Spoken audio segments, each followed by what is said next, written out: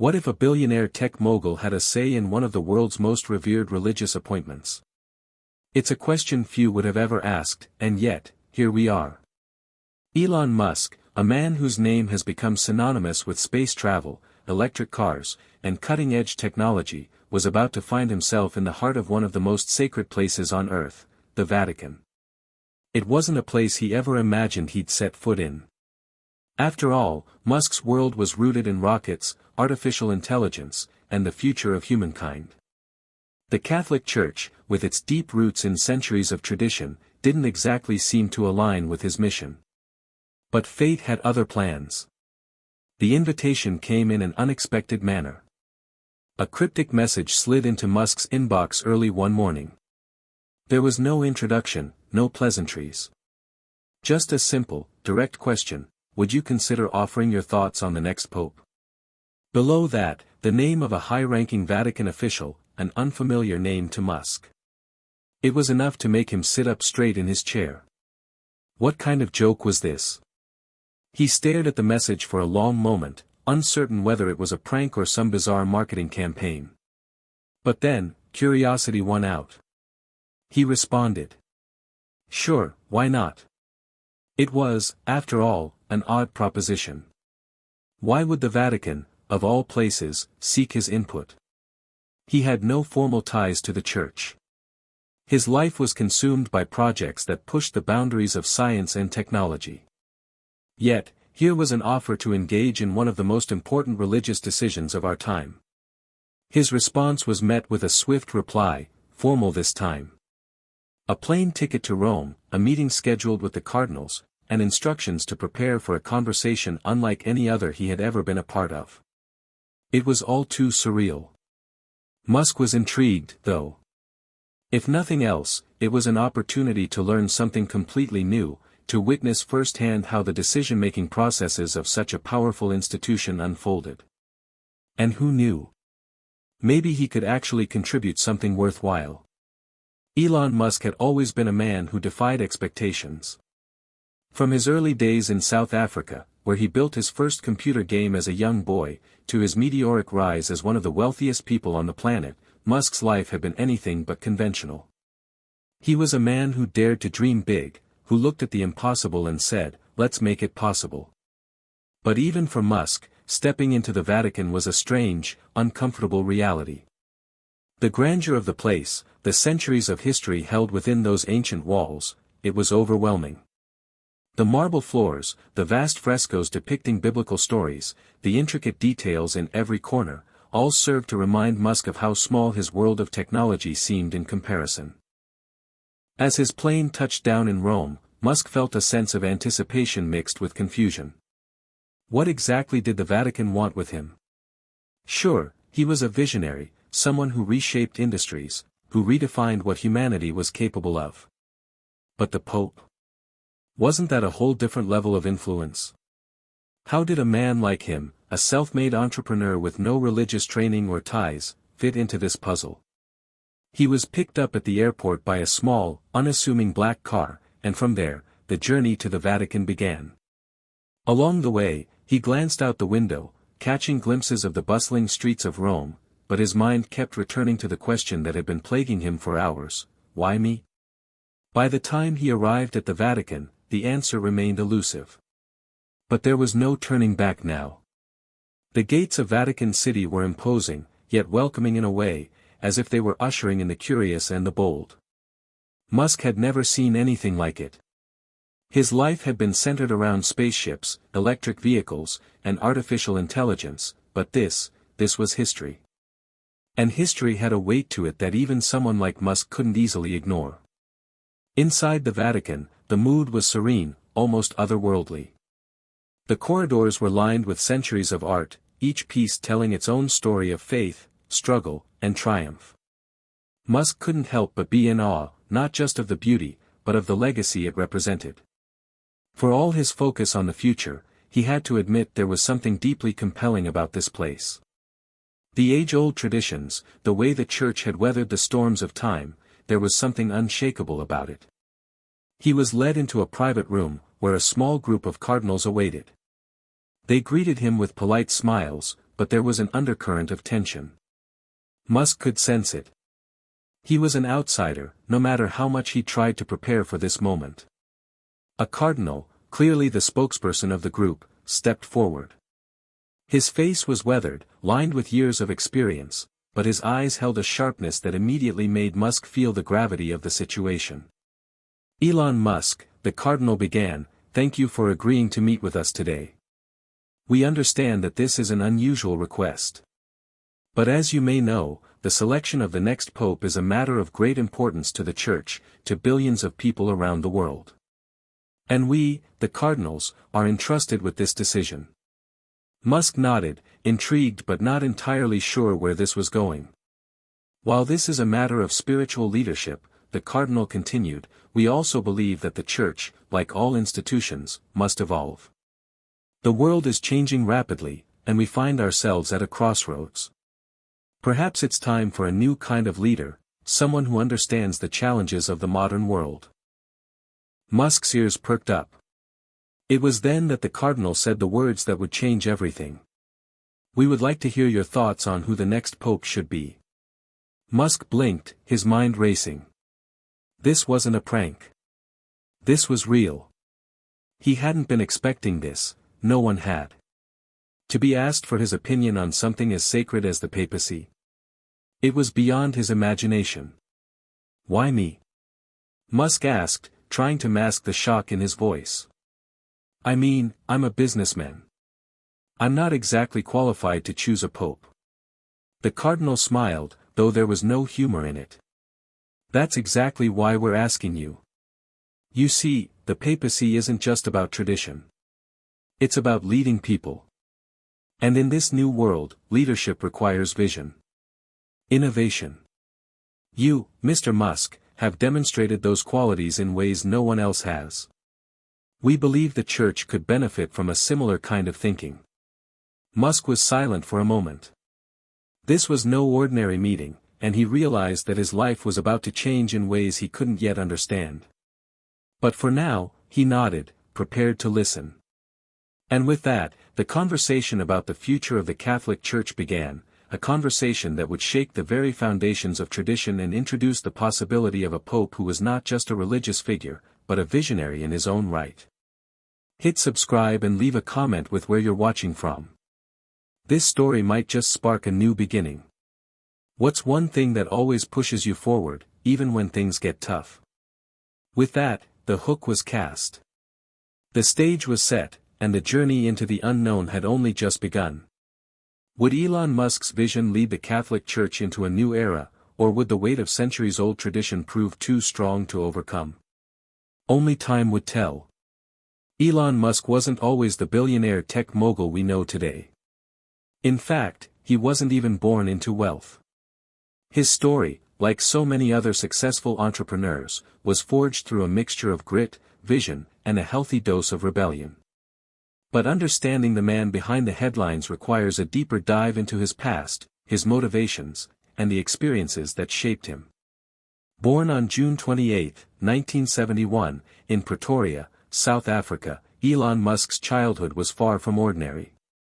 His parents, May Musk, a model and dietitian, and Errol Musk, a South African electromechanical engineer, provided a stable home, but it wasn't without its challenges. Elon was a curious child, obsessed with books and learning. He was introverted, often retreating into his imagination to escape the harshness of reality. The world of science fiction and technology became his sanctuary, and it wasn't long before he began dreaming of a future far beyond his South African roots. His early years were marked by intellectual curiosity. At the age of 12, he taught himself computer programming and created a video game called Blaster, which he sold for around $500. It wasn't a fortune, but it was a sign of things to come. Musk was driven by a desire to create, to build something from nothing. And, as he would later describe it, he wanted to make a difference in the world, he just didn't know how yet. At 17, Musk made the bold decision to leave South Africa and move to Canada. He wanted to avoid military service in South Africa's apartheid-era army, and he saw Canada as a stepping stone to the United States, where the opportunities seemed limitless. He enrolled at Queen's University in Ontario and later transferred to the University of Pennsylvania in the United States.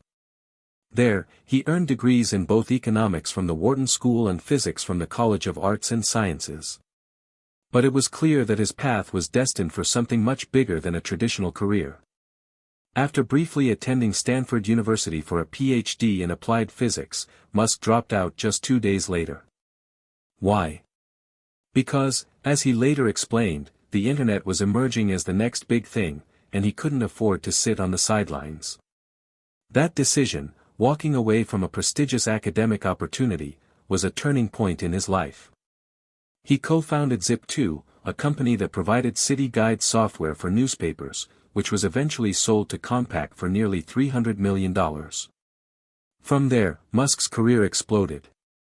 He founded X.com, which later became PayPal and was bought by eBay for $1.5 billion. But it was his next ventures that would truly cement his legacy. He created SpaceX, with the mission of making space travel more affordable and, ultimately, helping humanity become a multiplanetary species. He co-founded Tesla, aiming to revolutionize the automotive industry with electric cars. Musk also invested in SolarCity, a renewable energy company, and has been involved in various other ventures, from the Boring Company to Neuralink. By now, Elon Musk's name had become synonymous with technological innovation. He was admired for his ambitious goals and his willingness to take risks. Yet, his path to success had been anything but easy. Musk faced immense pressure and doubt along the way, from launching rockets that exploded to struggling with Tesla's early production issues. But through sheer determination, he had overcome it all, proving that his vision wasn't just lofty, he could actually make it happen. Despite his success, there was always something that set Musk apart from other tech moguls. He was often viewed as eccentric, unpredictable, and even controversial. His Twitter rants, unconventional business practices, and relentless drive made him both a polarizing figure and a source of inspiration for many. He wasn't just in it for the money. Musk's grand vision for the future went far beyond profits. He wanted to solve the world's biggest problems: climate change, energy consumption, space exploration, and he was willing to put everything on the line to make it happen. But what about his personal life? While much of Musk's public persona was built on his professional achievements, his private life was often chaotic. He had been married multiple times, had children with several women, and his relationships often made headlines as much as his business ventures. Yet, beneath the public image of the billionaire playboy, there was another side to Musk, a man who was deeply introspective, a visionary who struggled with loneliness and doubt. In many ways, Musk's personal journey mirrored the very technological shifts he was championing. Just as his companies faced setbacks, Musk himself had been forced to confront his own limitations. His life was one of constant reinvention, constantly pushing the boundaries of what was possible while questioning the very nature of human existence. As Elon Musk sat in his hotel room in Rome, the weight of the moment began to settle in.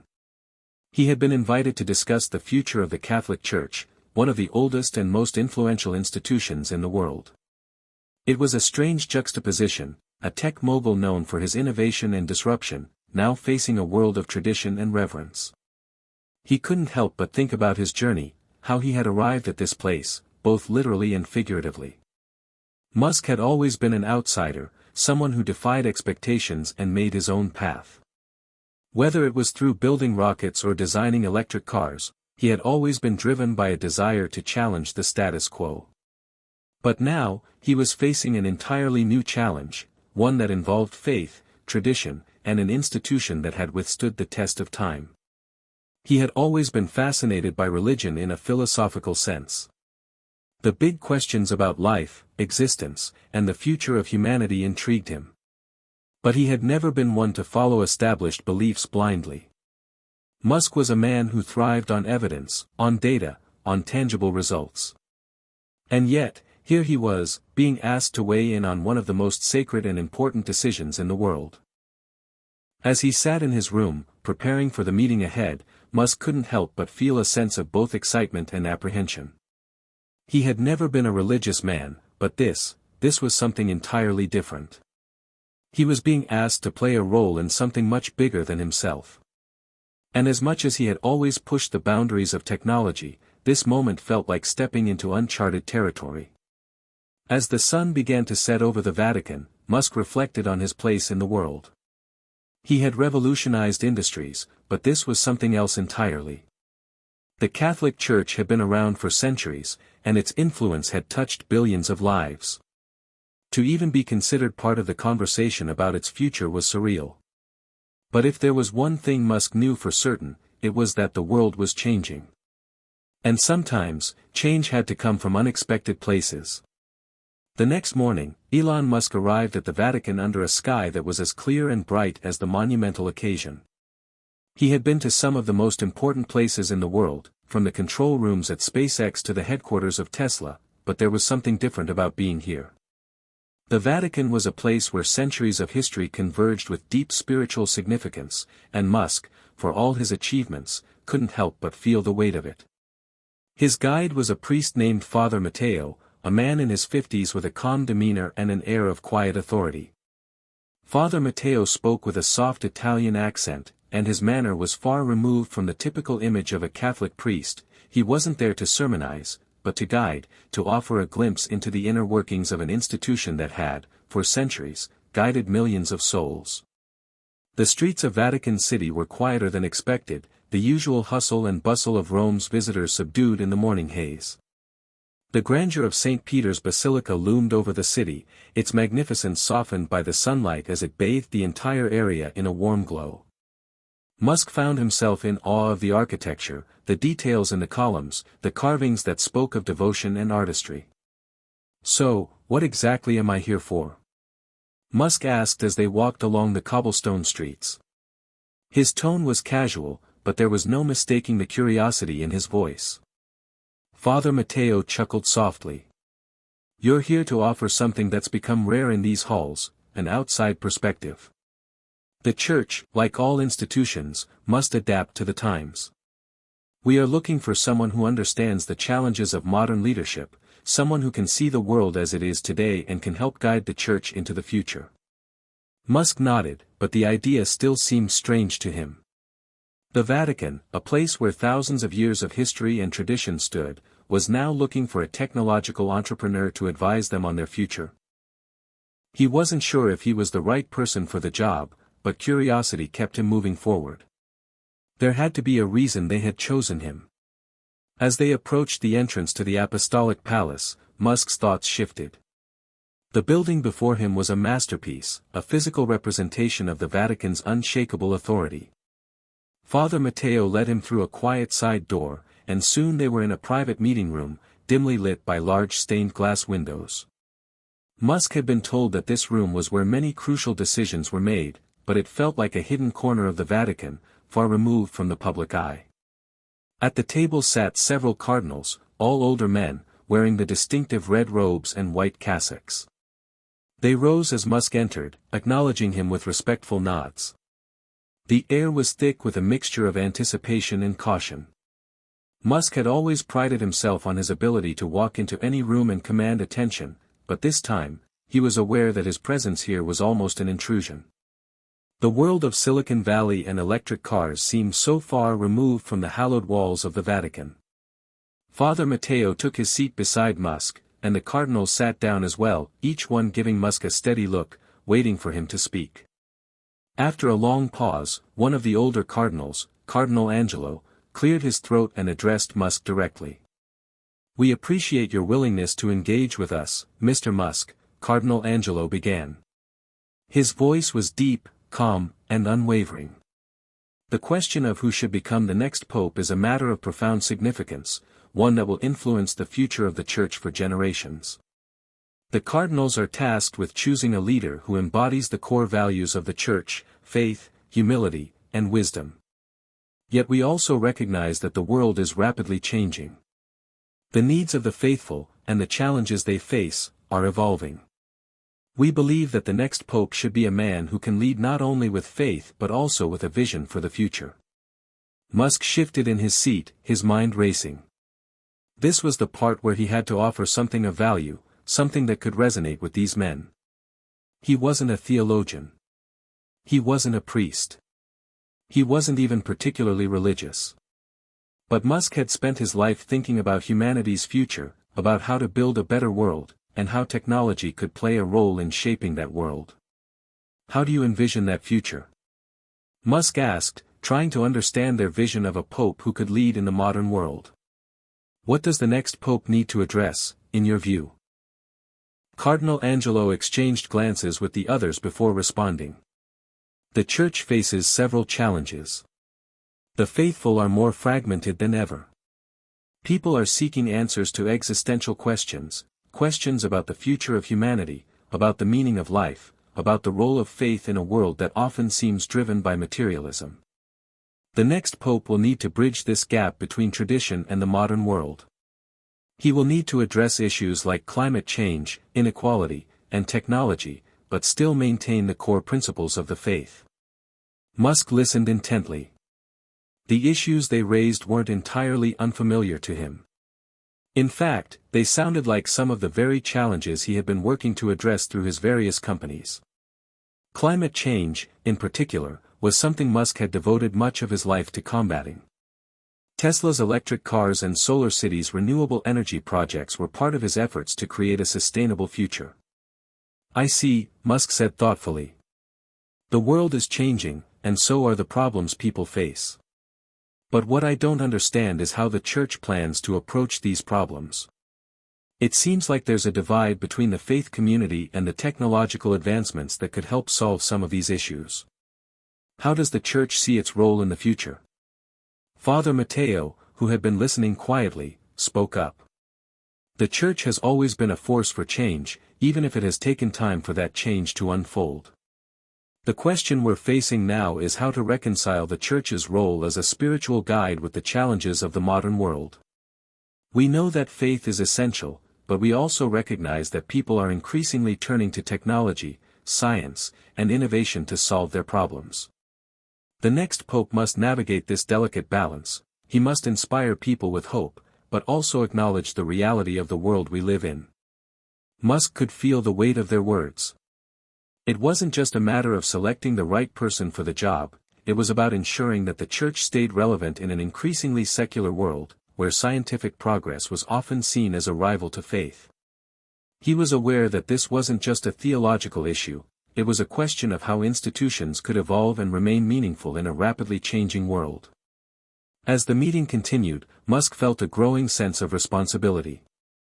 He had always been someone who embraced disruption, but this was different. This wasn't a business venture or a tech startup. This was an institution with a legacy, with millions of followers, and with centuries of history behind it. But despite the daunting nature of the task ahead, Musk couldn't shake the feeling that he had a unique perspective to offer. He had spent his life pushing boundaries, challenging norms, and trying to make a positive impact on the future of humanity. Perhaps, just perhaps, there was a way for the Church to do the same.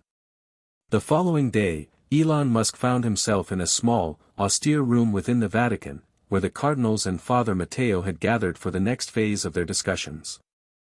The weight of their expectations hung in the air, thick with the centuries of tradition that defined the place. Despite his usual confidence, Musk couldn't shake the feeling of being an outsider in this sacred space, where the decisions that shaped the future of the Church were made. The cardinals were seated in a semicircle, their faces serene but serious.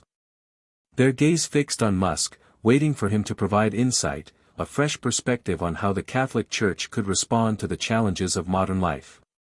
A table sat between them, scattered with papers, some covered in complex theological texts, others in notes written in Father Matteo's hand.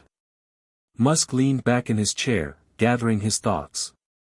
The Vatican was known for its deep connection to tradition, but he had always believed that progress and tradition didn't have to be mutually exclusive. Maybe there was a way to bridge the gap. You said yesterday that the Church needs to reconcile its spiritual mission with the modern world, particularly with technology, Musk began, his voice measured but clear. But I think the question we need to address is, what exactly does that reconciliation look like? You're not just talking about adopting new technologies, you're talking about finding a new way to see the world, one that doesn't diminish faith but enhances it. One that embraces both the future and the present, without forgetting the past. Father Mateo nodded thoughtfully. Yes, precisely. The Church has often been reluctant to embrace change too quickly, which is understandable given its role in preserving the teachings of Christ. However, the pace of modern life is relentless. The world is changing so fast, technologically, culturally, and socially, that we must find a way to guide people through these changes while maintaining the core beliefs of the faith. Elon paused, allowing the gravity of the statement to settle before continuing. He was about to suggest something bold, something that could either be seen as visionary or deeply misguided. But then again, he wasn't in the business of playing it safe. What if, Musk began carefully, the Church itself embraced technology, not just as a tool, but as a means of spreading its message in new and profound ways? What if, instead of fearing technological advancement, the Vatican could harness it to further the Church's mission? The cardinals exchanged glances, some raising their eyebrows. It was clear that the idea of the Church embracing technology in any significant capacity wasn't an easy pill to swallow. But Musk, as always, was undeterred. He knew that if he was going to convince them, he would need to frame the conversation around the core values of faith that they all held dear, while making it clear that the future was not something to be feared but embraced. Imagine if the Church could use artificial intelligence to create personalized spiritual guidance, Musk continued. AI can process vast amounts of information, and with the right approach, it could provide people with a more tailored spiritual experience. A young person struggling with questions of faith could receive guidance that speaks to their specific doubts, helping them navigate their personal journey with a blend of tradition and modern insight. Father Mateo leaned forward, intrigued by the possibility. You mean, something like a digital confessor, someone who could walk people through their struggles and help them reflect on their faith? Musk nodded. Exactly. You could create a platform where people from all over the world could access spiritual resources in real time. Virtual masses, Bible study sessions, even confession, could be available at any moment. Of course, this would need to be done with the utmost respect for the sacredness of the rituals, but it could open up new ways for people to connect with their faith, especially for those who feel disconnected or isolated. Cardinal Angelo, the most senior of the cardinals, stroked his chin thoughtfully. This is unorthodox. The idea of using technology in such a sacred context feels strange, almost sacrilegious. How can we ensure that the essence of the faith is not lost in the process? Musk smiled, his eyes gleaming with a mix of confidence and determination. It's not about replacing the traditional rituals, but enhancing them.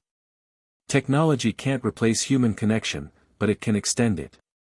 Think of it as a tool to help people find their way back to the heart of their faith when they might otherwise feel lost in the chaos of modern life. The room fell silent for a moment as the cardinals considered Musk's words. It wasn't just about the practical applications of technology, it was about the idea of using the tools of the future to help people reconnect with their spirituality. The Church had always faced the challenge of staying relevant in a changing world, and this proposal, for all its unorthodoxy, represented a potential bridge between the ancient and the modern. Finally, Cardinal Angelo spoke. This could be an interesting path to explore, but it will require a great deal of thought and careful consideration. We cannot simply rush into this. The faithful expect the Church to be a place of deep reverence, not a corporate entity. I understand, Musk replied. It's not about turning the Church into a business, it's about using technology to preserve the integrity of the faith and reach more people who need it. Father Mateo, who had been silent for a while, spoke up again. Perhaps we can look at this as a pilot project, a small, controlled experiment. We could start with something as simple as offering live-streamed masses for those who are homebound or for people who live in remote areas where attending services in person is difficult. If that goes well, we could expand it to more interactive experiences. Musk nodded in agreement. That's a good start. You don't have to dive in head first. Start small, test it out, and see where it leads. But don't be afraid to take the leap. The world is evolving, and the Church must evolve with it. The cardinals sat back in their chairs, considering the enormity of the proposal. Elon Musk was suggesting nothing short of a rethinking of how the church could engage with the modern world, but it was a vision that was rooted in compassion, spirituality, and a recognition of the needs of the faithful. It wasn't the traditional approach they had expected when they first called Musk to the Vatican, but there was a quiet sense in the room that this idea, this unlikely proposal, could be the beginning of something truly transformative. As the meeting concluded, Father Matteo escorted Musk through the winding halls of the Vatican. The silence was deafening as they passed corridors filled with centuries-old artwork and stained glass windows that bathed the floor in colorful light. Musk, for all his achievements, couldn't help but feel small in the shadow of history that surrounded him. He wasn't just stepping into a new chapter of his life, he was walking into an ancient institution that had shaped the course of civilization for centuries. "Do you think they'll accept it?" Father Matteo asked as they reached the door. "I think they have no choice," Musk said, a wry smile tugging at his lips. "The world won't wait, and neither will the faithful." As the days passed, Elon Musk's mind was filled with the implications of the meeting at the Vatican.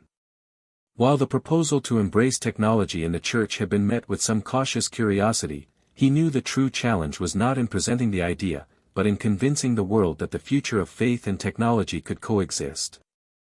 After all, what he was suggesting was nothing short of revolutionary, an institution as old and powerful as the Catholic Church, embracing the very tools that had often been seen as a threat to its core teachings. That evening, Musk sat alone in his office at Tesla, the glow of computer screens casting long shadows around him. The work was familiar, calculating battery life, planning new innovations, but his mind kept drifting back to the cardinals, to Father Matteo, to the quiet weight of centuries pressing against the urgency of the present. He couldn't help but wonder, could the Vatican really change? Could it open itself up to a new way of thinking without losing the essence of its faith? The world was in the midst of profound shifts, both technological and societal, and those changes weren't going to slow down just because the Church had its own centuries-old rhythm. But for all his belief in progress, Musk knew that transforming something as deeply entrenched as the Vatican would take more than just innovation, it would take a massive cultural shift. Elon ran a hand through his hair, glancing at the stack of papers on his desk. There was a meeting tomorrow with the Vatican again, and Father Matteo had mentioned that the cardinals would be discussing the proposal in greater detail. Would they take the first step toward embracing a digital future, or would they shy away from it, fearing that it might dilute the Church's spiritual authority? He stood up, stretching, his mind racing with possibilities. But there was one question he couldn't shake: why did the Church call me? The answer wasn't clear, but deep down, he knew that this wasn't just about technology. It was about leadership. It was about seeing the future with a sense of optimism, a kind of optimism that wasn't blind but rather rooted in possibility. The next morning, Musk arrived at the Vatican early, feeling a growing sense of urgency. Father Matteo greeted him outside the Vatican walls, his usual calm demeanor slightly frazzled. The man who had once seemed so composed now wore the faintest trace of unease. "Good morning, Mr. Musk," Father Matteo said, his smile thin but polite. "I'm glad you could make it." Musk nodded. "Anything urgent?"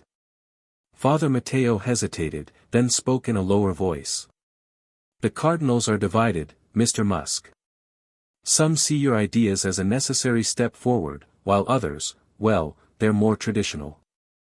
They're concerned about what it would mean to modernize the Church in such a profound way."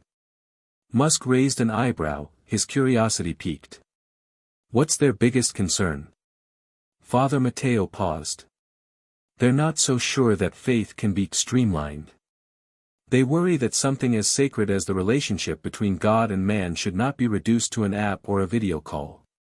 There's a certain purity to the rituals, a sanctity in the physical act of communion, confession.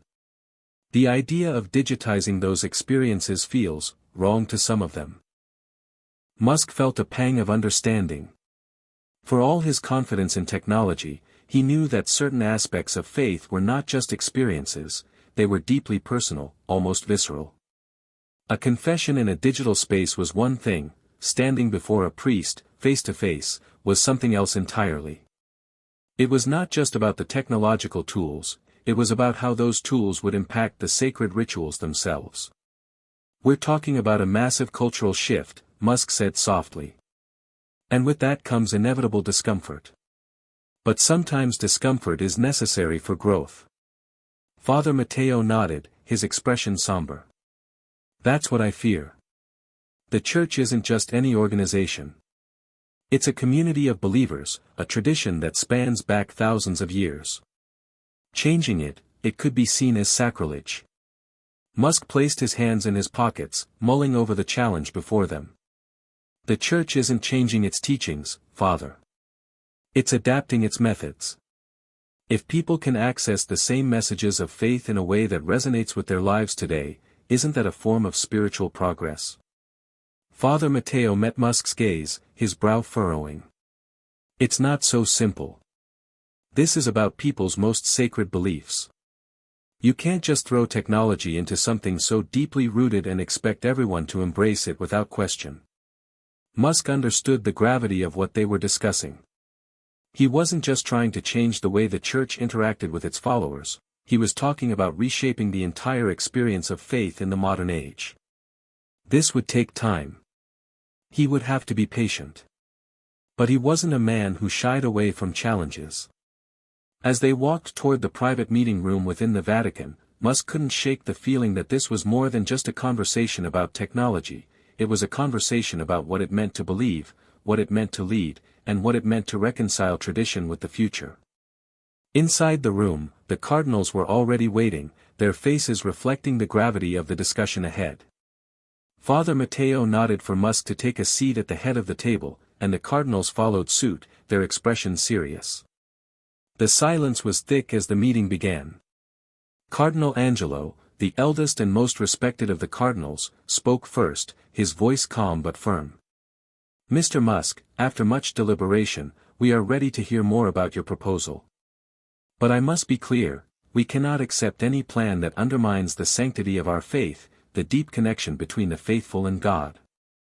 Musk nodded respectfully, acknowledging the weight of the cardinal's words. "Of course, Your Eminence. I'm not here to replace faith with technology. I'm here to help enhance the Church's ability to reach people where they are, in a way that resonates with their lives today." The room was silent for a moment as the cardinals exchanged wary glances. Finally, Cardinal Angelo spoke again. "But what you're proposing is a departure from tradition. It's not just about live streaming masses, it's about introducing technology into the very rituals that have defined us for centuries. Can we be sure that the message will remain untainted, that the sacredness of our rituals will not be compromised?" Musk leaned forward, his voice calm but persuasive. "The rituals will remain intact. The technology is a tool, not a replacement. It's about creating a space where people can connect with God and with the Church on their own terms, whether that means through a traditional service or through a digital experience that reflects the reality of their lives." There was a long pause before Cardinal Angelo responded. "We are intrigued, Mr. Musk, but we are also cautious. If we move forward with this, it must be done carefully. It must be done with the utmost respect for the sacred." "I understand," Musk said. "I'm not asking for a radical shift. Let's take this step by step. Let's start small, test the waters, and see how the faithful respond. But I believe this is the future.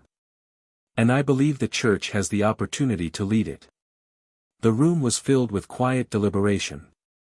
It wasn't a complete acceptance, but it was a step forward. Musk could sense the tension in the air, the uncertainty of how this would all unfold. But he knew one thing for sure, he wasn't backing down. This was more than just about technology. It was about the future of faith, the future of humanity, and the role that leadership, both spiritual and technological, could play in shaping it. Days passed, and despite the tension of the last meeting, the Vatican began to feel like a different place to Musk. There was an unmistakable air of uncertainty hanging in the corridors, a quiet undercurrent of worry that his proposal might be too radical for such an ancient institution. But as much as it weighed on him, Musk knew that any true change, any true breakthrough, came with discomfort. What he had suggested was not just about adding another digital service or creating a new app. It was about integrating technology into the heart of a centuries-old belief system. That was the challenge, and it was one he couldn't back away from. Over the following week, Musk stayed in close contact with Father Matteo, who continued to update him on the cardinals' responses. There were some cardinals who seemed open to exploring the idea, but they remained cautious.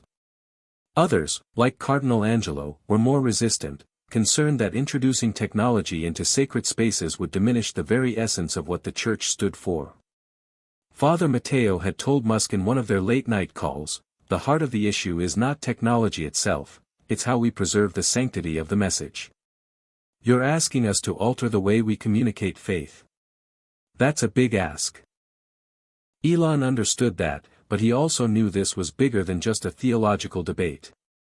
The world was evolving, and so were people's relationship with faith.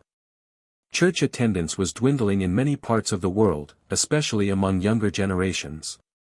The rise of secularism, combined with the increasing role of technology in every aspect of life, had created a perfect storm where the traditional ways of spreading faith simply weren't reaching enough people. One afternoon, Musk was sitting in his office at Tesla, looking over some work-related reports, when he received an unexpected call. It was from Father Matteo.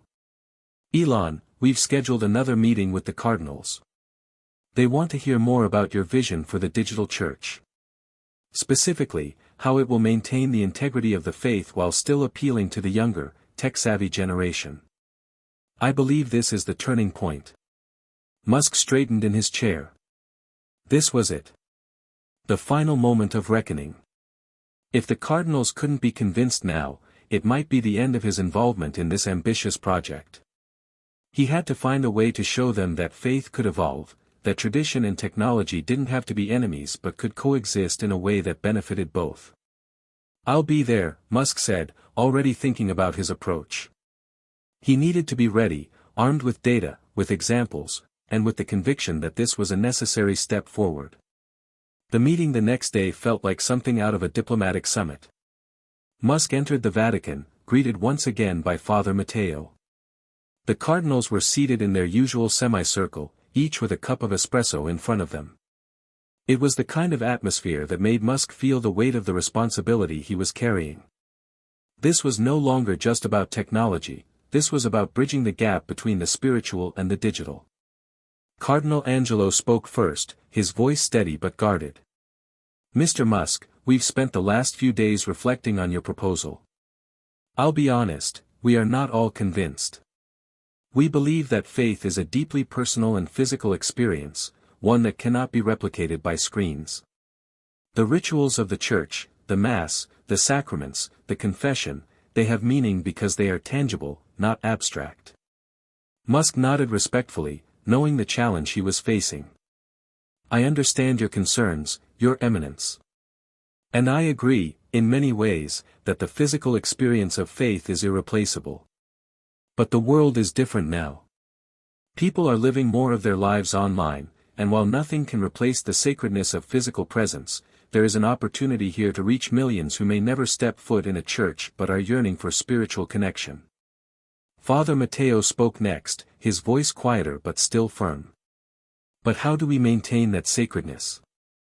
How do we ensure that the rituals, the very essence of our faith, are not lost in the process?"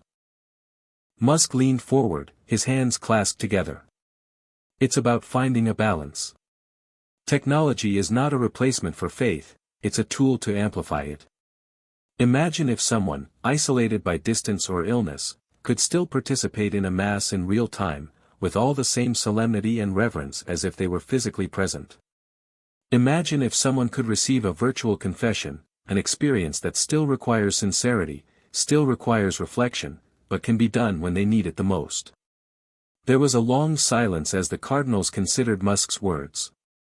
Then, Cardinal Elena, a younger but respected member of the college, spoke up. "What you're suggesting is a kind of digital intimacy. A spiritual connection made possible through technology. But what happens to the communal aspect of faith? The Church has always been about bringing people together, physically. How can that be replicated online? Musk smiled slightly. That's the beauty of it. The digital realm doesn't have to replace human connection, it can enhance it.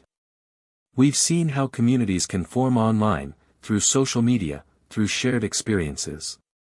Virtual masses, online study groups, and digital confessionals can create new kinds of communities, not replace the old ones. Father Mateo's brow furrowed. But there's a danger in that, isn't there? In losing the physical church experience, the collective act of worship that has defined the faith for centuries. Musk's expression grew more earnest. Of course. The physical experience, the Eucharist, the sense of being together in prayer, is sacred. But it's not the only form of connection. We're not talking about replacing the local parish, we're talking about offering new avenues for people to connect with their faith, especially in a world where traditional forms of connection are no longer as accessible. Think of it as an extension of what you already do. Cardinal Angelo was silent for a moment before speaking again, his voice heavy. We cannot ignore the importance of the community within the Church. But I will admit, your proposal is intriguing. The idea that technology could help us reach more people, people who might otherwise never feel welcome in our walls, has some merit. Father Mateo looked at Musk with a thoughtful gaze. We need to ensure that this doesn't just become a digital business model, Mr. Musk. The Church's purpose is spiritual, not financial. It's important that we don't lose sight of that. Musk nodded quickly. I understand. The goal here is not commercialization. It's about accessibility and spiritual support. I envision a system where the core teachings and practices of the Church remain unchanged, but they're made available in a way that people can access anywhere, at any time. A way for the Church to meet people where they are, whether that's in their homes, in their hearts, or even through their devices. The conversation continued for hours, each of the cardinals voicing their concerns, but also growing more open to the possibilities. Musk could see the shift happening slowly. They weren't ready to embrace the entire proposal yet, but they were willing to explore the idea further. As the meeting wrapped up, Cardinal Angelo stood and nodded at Musk. You have given us much to consider. We will continue our discussions, but we are no longer completely closed off to this idea. It will take time, but there is a possibility here, one that we must not ignore. Musk stood, his heart racing. This was progress. They weren't there yet, but he had cracked the door open. Now, it was up to him to ensure that it stayed open. As the days following the Vatican meeting stretched on, Elon Musk found himself at a crossroads of his own. His conversations with Father Mateo and the cardinals had opened up a whole new realm of possibilities, but the challenges ahead seemed daunting. The Vatican was traditionally cautious, and while there was now some acceptance of Musk's vision, the path forward would be a slow and uncertain one. He had spent his career breaking boundaries, taking risks, and challenging the status quo. But this was something different. It wasn't about launching a new product or making the world more efficient. It was about reshaping something as ancient and sacred as faith itself. Musk's thoughts wandered as he sat at his desk in his Palo Alto office, overlooking the sprawling campus of Tesla. The sun was setting, casting a warm glow on the horizon, but his mind remained fixed on the question that had been gnawing at him for weeks: how do you change an institution that has existed for thousands of years without alienating those who hold its traditions most dear? His phone buzzed with a message from Father Mateo, bringing him back to the present. The cardinals have decided to form a committee to explore your proposal further. They want to begin with a pilot project, testing the digital mass concept. It's a step forward, but only a small one. We'll need your help in the coming weeks. More than ever, patience will be key. Musk smiled faintly at the message. It wasn't the resounding endorsement he'd hoped for, but it was progress. This was the kind of cautious optimism he had been expecting. They were taking the first step, but it was just a step. And now, it was up to him to ensure that it didn't stall. He took a deep breath and tapped out a quick response. I'll be ready when you are. Let's make this happen. Father Mateo's reply came quickly. I know we can do this. The journey is long, but it's a journey worth taking. Musk leaned back in his chair, looking out at the glowing horizon. There was a lot of work to be done, but this was a challenge worth undertaking.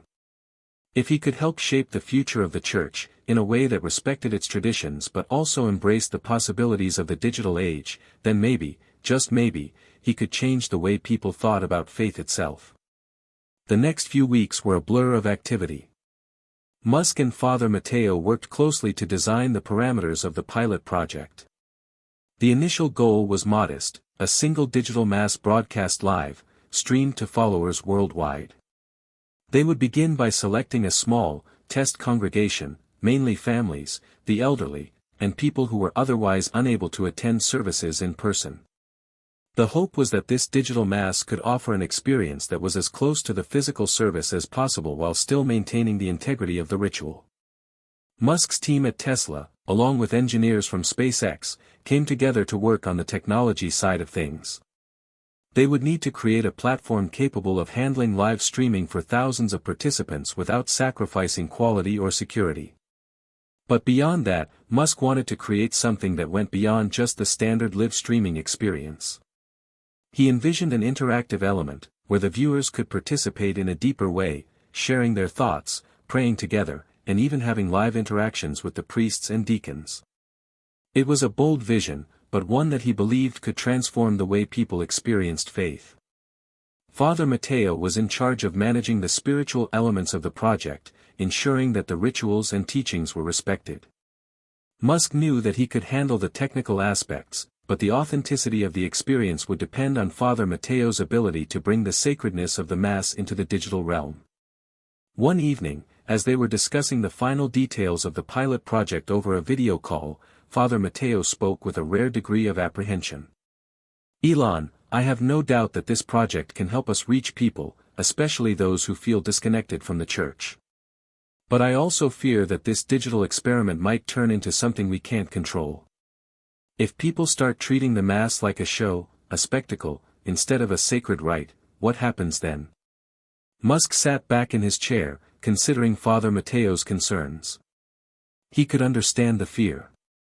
The church was not a business, and it wasn't about entertainment, it was about spiritual connection. But he also knew that the modern world was full of distractions, and if the church didn't meet people where they were, it risked losing them altogether. "I hear you, Father," Musk said after a pause. "That's why we need to approach this with respect and reverence. This has to be something that honors the sacredness of the Mass, even if it's streamed through a screen. We need to create an experience where people feel connected to the divine, not just to a device." Father Mateo nodded, but Musk could see the lingering doubt in his eyes. The priest had always been a man of faith, but even he wasn't sure how technology could preserve that faith. Musk could only promise to do his best. As the weeks progressed, the pilot project took shape.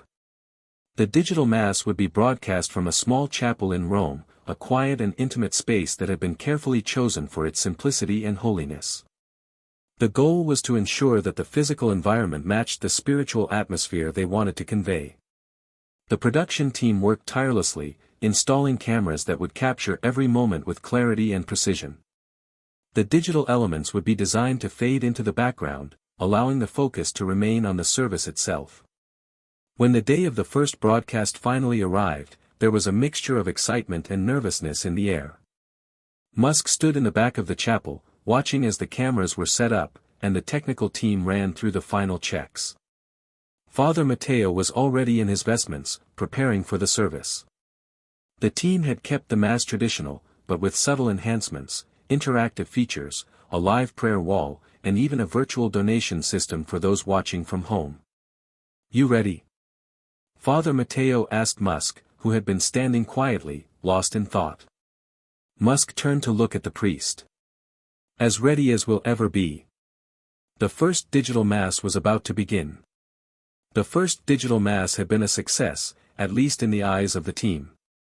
They had crossed the initial hurdle, the broadcast had been smooth, the interactive features had worked flawlessly, and the response from the small group of participants was overwhelmingly positive. People from all over the world had joined in, sending messages of gratitude and appreciation for the opportunity to experience Mass from their homes, some for the first time in years. But as the excitement of the project's success began to settle, Musk couldn't shake the feeling that this was just the beginning. He had known all along that one Mass, no matter how successful, wouldn't be enough to make a real impact. This was about more than just one experiment, it was about changing the way people experienced faith, on a global scale. Father Mateo, though initially reserved, had been quietly optimistic after the broadcast. In his humble way, he recognized the potential of the digital Mass to bridge the gap between the traditional and the modern. Yet, as they both agreed, there was still much work to be done. They had shown that the digital model was possible, but now the real challenge was expanding it to reach more people while preserving the sacredness of the ritual. "Did you hear the feedback from the viewers?" Father Mateo asked Musk one morning, as they sat in a quiet corner of the Vatican's garden, sipping coffee. Musk nodded, pulling up his tablet to scroll through the comments. "Yes, it's been overwhelming. There's something about this that resonates with people. I saw messages from people in rural Africa, from the elderly in New York, from young families in Sydney, people who never thought they'd be able to participate in the Mass again, let alone from their homes."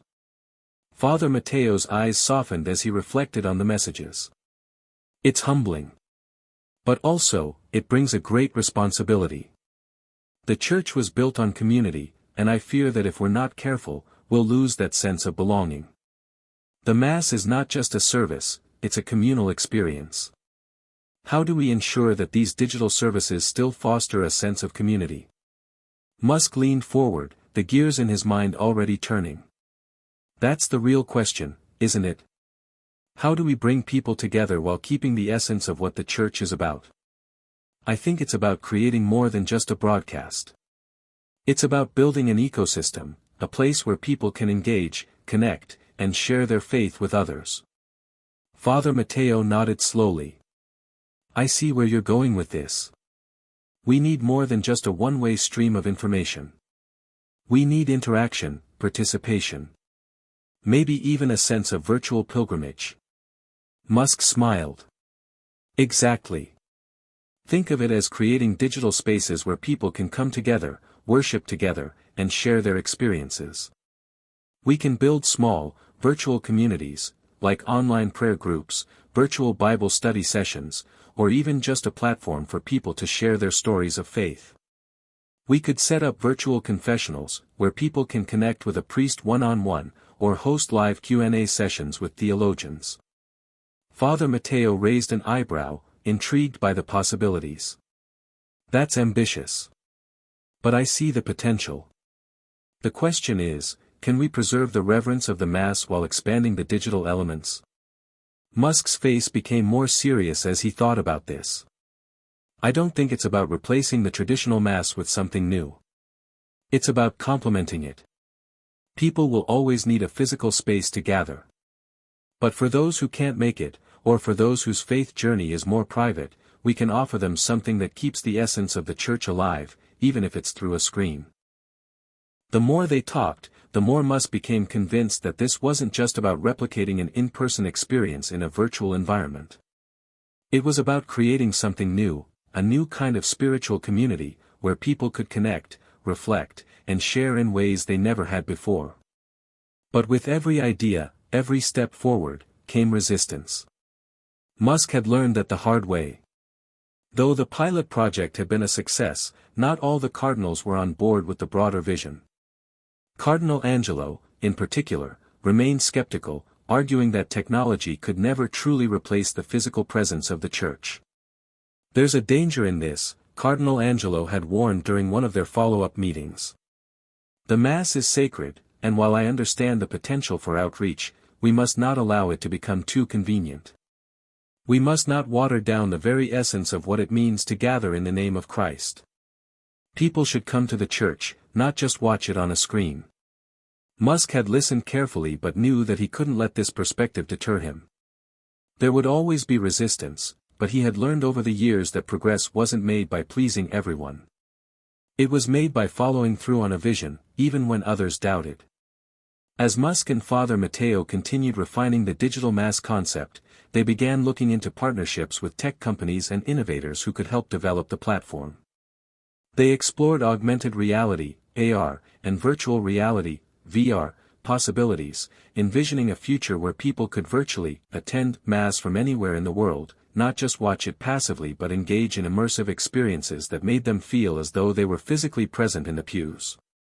The idea of VR masses fascinated Musk. In the future, people could put on VR headsets and find themselves seated in a virtual pew, surrounded by other virtual worshippers. The priest would stand at the altar, just as they would in a traditional mass, and participants could kneel, pray, and take communion, virtually, but with an authentic spiritual connection. However, the technology wasn't without its challenges. VR was still in its infancy, and though it had potential, the experience wasn't quite ready to replicate the physicality of a real Massachusetts. Musk and his team worked tirelessly, testing different technologies and seeking feedback from priests, theologians, and laypeople alike. The goal was not to replace the church but to extend its reach, to allow those who couldn't participate in person to have an experience that was as close as possible to the real thing. In the meantime, Musk's influence continued to grow within the Vatican's digital committee. Despite some opposition, more and more cardinals were beginning to see the potential of integrating technology into the church. It wasn't a replacement for tradition, it was a new avenue for outreach. A tool to help people in a modern world reconnect with their faith. The project had become something much larger than Musk had originally anticipated. What started as an idea to live-stream Mass had evolved into a vision for a fully digital church, an online community where people could connect, worship, and find meaning in a way that was accessible, inclusive, and far-reaching. As the world continued to change, Musk found himself more determined than ever. The path ahead was still uncertain, fraught with challenges and resistance. But with every small victory, every new partnership, and every step forward, Musk knew they were getting closer to something extraordinary. As the digital mass project continued to evolve, the Vatican's internal discussions grew more intense. What had started as a modest pilot project was now drawing attention not only from religious leaders but also from the media, tech enthusiasts, and people from all walks of life. While many applauded the idea of merging modern technology with ancient traditions, there were others, especially within the Church, who were deeply skeptical. Cardinal Angelo's warnings about the potential dangers of digitalizing such a sacred tradition had begun to spread, and Musk was starting to feel the weight of opposition from some of the Church's more conservative factions. The concerns ranged from the fear of losing the intimacy of communal worship to the belief that digital masses could never provide the same depth of spiritual connection as physically attending a church service. One chilly morning in Vatican City, Musk found himself sitting across from Cardinal Angelo in a private meeting room. Father Mateo was present, but his usually calm demeanor seemed to carry a tinge of apprehension. Cardinal Angelo, his gray hair slightly unkempt, fixed Musk with a penetrating stare. "You must understand, Elon," the cardinal began, his voice steady but firm, "the church is not a business. It is not something that can simply be digitized for convenience. The Mass is a sacred act, an act of communal worship that requires more than just a camera and a screen. There is something irreplaceable about being physically present with the community of believers." Musk, ever the optimist, didn't flinch. He had heard similar arguments from his business ventures, people who feared change, who saw progress as a threat. He was used to dealing with resistance. "I understand your concerns, Cardinal," Musk said, his voice calm but determined. "But this isn't about replacing the church or its traditions. It's about expanding its reach. We're living in a time when people are increasingly disconnected, spiritually, emotionally, and even physically, from the world around them. The digital Mass gives them the opportunity to reconnect with their faith in a way that is meaningful and accessible." Cardinal Angelo's expression hardened, though he remained composed. Faith is not a product to be consumed. It is a calling, a shared experience. How can you possibly recreate the communal experience of a parish Mass through a screen? What happens to the sense of belonging, to the fellowship that forms when people gather in a physical space? Musk paused, his thoughts racing. He had spent his career building digital solutions to problems that seemed insurmountable, but this was different. This wasn't just about solving an engineering challenge, it was about addressing deep-seated traditions and values that had been upheld for centuries. People aren't just looking for a product to consume, Musk said, carefully choosing his words. They're looking for a connection. And I believe we can create a digital space that fosters that connection without losing the essence of what makes the mass sacred. We can bring people together, even if they're not physically in the same room. This is about providing a platform for spiritual growth, a place where people can share their faith, support each other, and feel that they are part of something larger than themselves. Father Matteo, who had been silently observing the conversation, finally spoke. The concern isn't just about the Mass itself, Elon. It's about the Church's broader mission. The digital Mass may be just the beginning. How far are we willing to go? Are we going to offer online confessionals? Virtual pilgrimages? How do we ensure that we're not commodifying something sacred? Musk looked at Father Matteo, sensing the weight of his words. It was a valid concern, and one that Musk had thought about deeply. The digital world could be a double-edged sword. While it had the potential to reach millions, it could also trivialize or dilute the very thing it sought to elevate. These are questions that I've been thinking about, Musk admitted. We have to tread carefully, ensuring that the digital elements we introduce are not distractions but enhancements. I don't want to commodify faith, but I want to help people find it, especially those who feel disconnected or alienated. If the Church can adapt to the changing times, it can become more inclusive without sacrificing its integrity. Cardinal Angelo leaned back in his chair, his brow furrowing. You speak of inclusivity, but inclusivity doesn't always mean compromise. The digital age is full of distractions, Elon. People may find it easier to watch Mass on their phone, but how long before that convenience begins to erode the reverence that is at the heart of the faith? Musk didn't have a perfect answer, but he was resolute. We're not talking about replacing the physical experience. We're talking about making the Church more accessible. For those who are unable to attend in person, this could be the bridge they need to reconnect with their faith.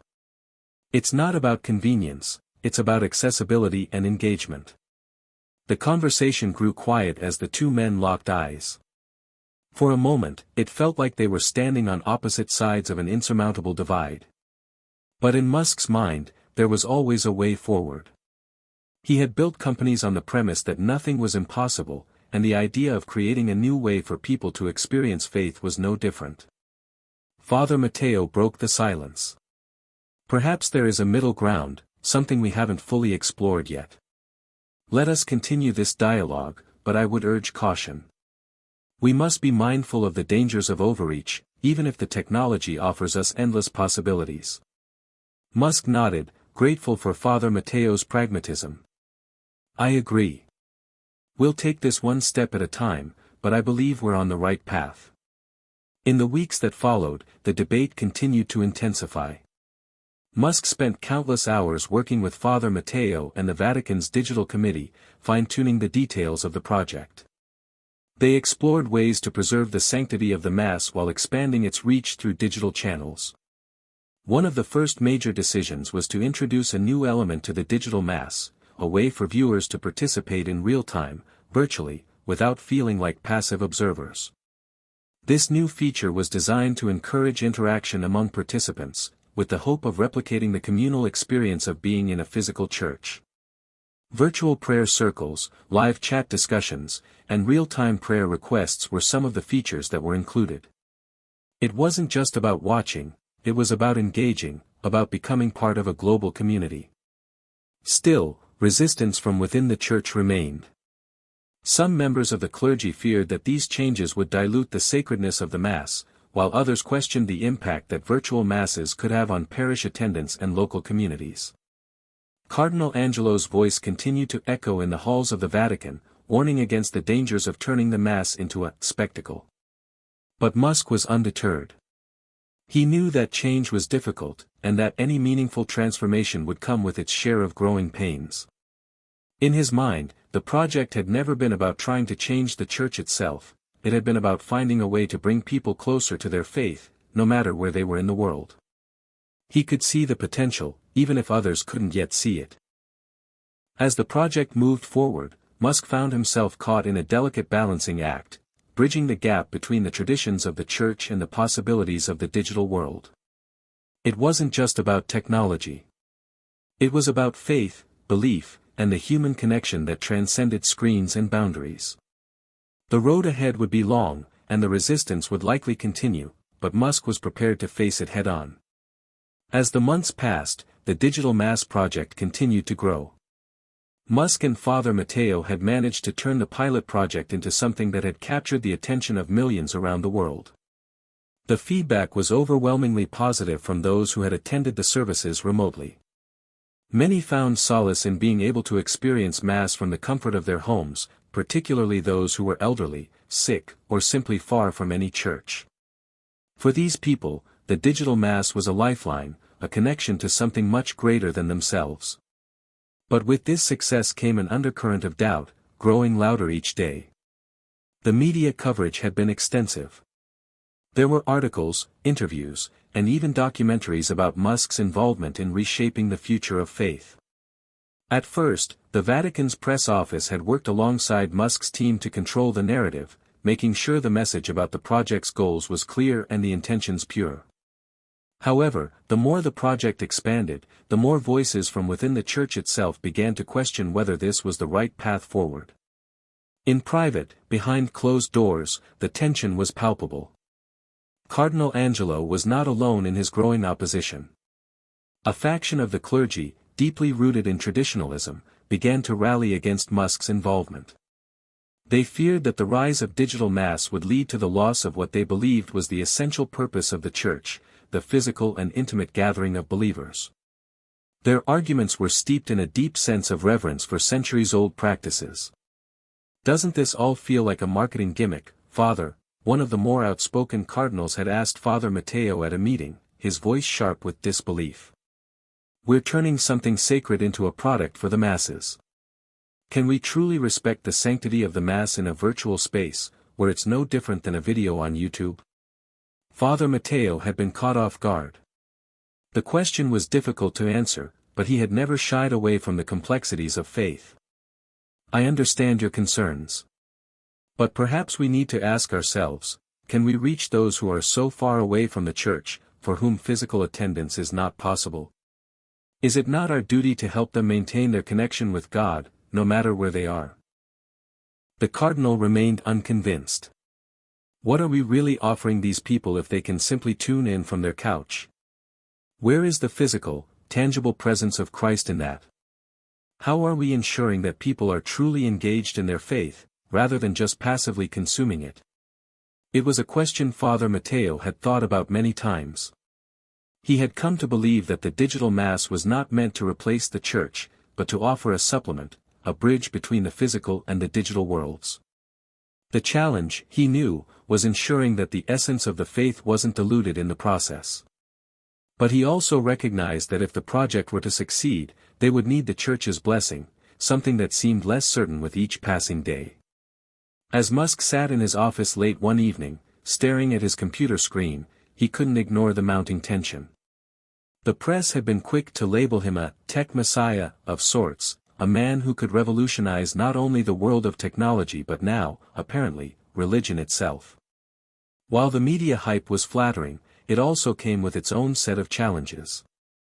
His involvement in the church's digital transformation had elevated his status, but it had also made him a target. Skeptics questioned his motives. Critics doubted whether someone who had built his career on space exploration and electric cars could truly understand the delicate nuances of faith and tradition. Musk had never been one to shy away from criticism, but this was different. He wasn't just defending his innovations or ideas, he was standing on the precipice of something far more profound. And the stakes, he realized, were higher than he had anticipated. This wasn't about building the next big company, this was about reshaping something that had been sacred for centuries. He had never been a religious person, but he had come to respect the power of faith, how it gave people strength, purpose, and hope. Now, he was caught between pushing for progress and preserving something that was deeply meaningful to millions of people. Father Mateo was his closest ally in this battle, but even he had begun to show signs of doubt. Their conversations had become more frequent, and Father Mateo had started raising questions that Musk hadn't expected. "Elon, we've seen the success of the digital mass, but have we considered what we're really changing? Are we sure that the virtual experience can truly replicate the depth of a shared, in-person worship service? What happens to the human connection when it's all mediated by technology?" Musk had thought about this a great deal. "I believe that technology can enhance connection, not replace it. The way we communicate and interact has changed, and the church needs to evolve to meet the needs of modern believers. But I also agree that we must find a way to preserve the depth of the spiritual experience. It's a delicate balance." Father Mateo's face showed concern. "But do we risk losing that depth? Can we really maintain the sacredness of the Mass when we're making it something people consume, like a Netflix show?" Musk had no answer, and that silence lingered between them. Then, one evening, as they sat together watching a video of the latest digital Mass, the weight of the situation seemed to hit them both. The digital platform had grown significantly. More people than ever were tuning in, and yet, despite the numbers, there was something missing. The virtual community they had tried to build still felt distant. Though the comments section was filled with positive affirmations, the sense of connection seemed absent. People could click buttons, leave comments, and even attend services, but there was no sense of physical presence. No smell of incense in the air, no touch of another person's hand, no shared hymns sung in unison. Father Mateo had voiced his concerns aloud. "We are witnessing an unprecedented change, Elon. But at what cost? Perhaps the true power of the Mass is not just in the ritual but in the shared experience. It is about more than hearing the words, it is about feeling the words in your heart, surrounded by your community." Musk had spent hours staring at the numbers and messages, trying to reconcile his vision with the reality of what they had created. He had never imagined this level of scrutiny, of people questioning whether what he was doing was right, even if they couldn't quite explain why. It was at that moment that Musk began to realize something he hadn't considered before. This wasn't just a project that needed to be perfected, it was something that needed to be nurtured. This wasn't about creating a product that people would consume, it was about cultivating a new kind of spiritual space. And the more he thought about it, the more he realized that the path ahead wasn't going to be easy. He needed to listen more carefully, not just to the voices of those who supported him, but to the voices of those who doubted him as well. Hit subscribe and leave a comment with where you're watching from. This story might just spark a new beginning. What's one thing that always pushes you forward, even when things get tough? As the digital Mass continued to grow and expand, Musk found himself at a crossroads. His vision was clear, but the road to making it a reality was fraught with challenges, resistance, and doubts. The story was far from over, and the future of the project hung in the balance. But one thing was certain, Musk wasn't going to give up. He had never backed down from a challenge before, and he wasn't about to start now. As the digital Mass project continued to evolve, it quickly garnered a massive following. The numbers were staggering. Millions of people across the globe were tuning in every Sunday, some out of curiosity, others because they truly found something meaningful in the experience. For many, this was their only connection to faith, a lifeline in a time of increasing isolation. Musk felt a sense of pride as he watched the virtual pews fill, but deep down, he knew that the project's success was far from guaranteed. Despite the growing popularity, the backlash from within the church had only intensified. The more people embraced the idea of a digital Mass, the louder the critics grew. Cardinal Angelo and his allies continued to voice their concerns, but now they were no longer alone. The opposition had spread to some of the younger clergy, many of whom were wary of the growing influence of Silicon Valley on sacred traditions. One evening, Musk found himself sitting in a conference room in the Vatican, facing a group of church leaders who had gathered to discuss the future of the digital Massachusetts. Father Mateo sat beside him, his normally calm demeanor tinged with unease. "Cardinal Angelo, as always, led the charge from the opposing side. The room was heavy with tension. "You speak of innovation, Elon," Cardinal Angelo began, his voice sharp, "but what you are proposing goes against the very foundation of what the Church stands for. Faith is not a commodity to be sold through screens. It is a personal, intimate experience between the believer and God. How can you claim to replicate that with technology?" Musk took a deep breath, the weight of the room pressing down on him. It was the same argument he had heard before. The same doubts, the same concerns. But now, the stakes were higher. His reputation, and the future of the project, hung in the balance. "I understand your concerns, Cardinal. But we're not trying to replace the experience of physical worship. We're simply offering a new way for people to connect with their faith. People are increasingly disconnected from their communities, and this is an opportunity to bring them back. We're not commodifying the Mass, we're giving people a chance to participate in it who otherwise would never be able to." Father Matteo interjected, sensing the tension rising. "There are many who can't attend Mass for a variety of reasons, whether it's illness, distance, or other barriers. We're trying to meet them where they are." The room fell silent as Cardinal Angelo's gaze swept over the gathered priests, his expression hardening. "And what happens when they begin to prefer this virtual Mass over the real thing? What happens when people stop gathering in the flesh, stop experiencing the communal aspect of worship? We can't just digitize everything, Elon. There is a danger in that." Musk's mind raced. He had expected this kind of resistance, but the underlying fear in the room was something he hadn't anticipated. It was as if they feared losing control over something sacred, something they held dear. He understood the fear. After all, his own innovations had often stirred similar feelings in others. But he believed in the power of technology to elevate the human experience, not replace it. "We're not trying to make people choose between one or the other," Musk said, his voice steady but filled with conviction. "We're trying to give them more options. For some, the digital Mass is a gateway back to faith. For others, it's a way to stay connected. This isn't an either/or scenario, it's an and." But Cardinal Angelo wasn't convinced. "You fail to see the bigger picture, Elon. You think this is about convenience or access, but it's about the soul of the Church. The Mass is not just about the words or the rituals, it's about the shared experience of worship. It's about feeling the presence of God in the room, surrounded by your brothers and sisters in Christ. What you're proposing risks reducing that to a show." The debate continued for hours, with little resolution. Musk and Father Matteo fought to defend their vision, while the cardinals dug in their heels, stubbornly maintaining that the digital Mass was an affront to the sacredness of worship.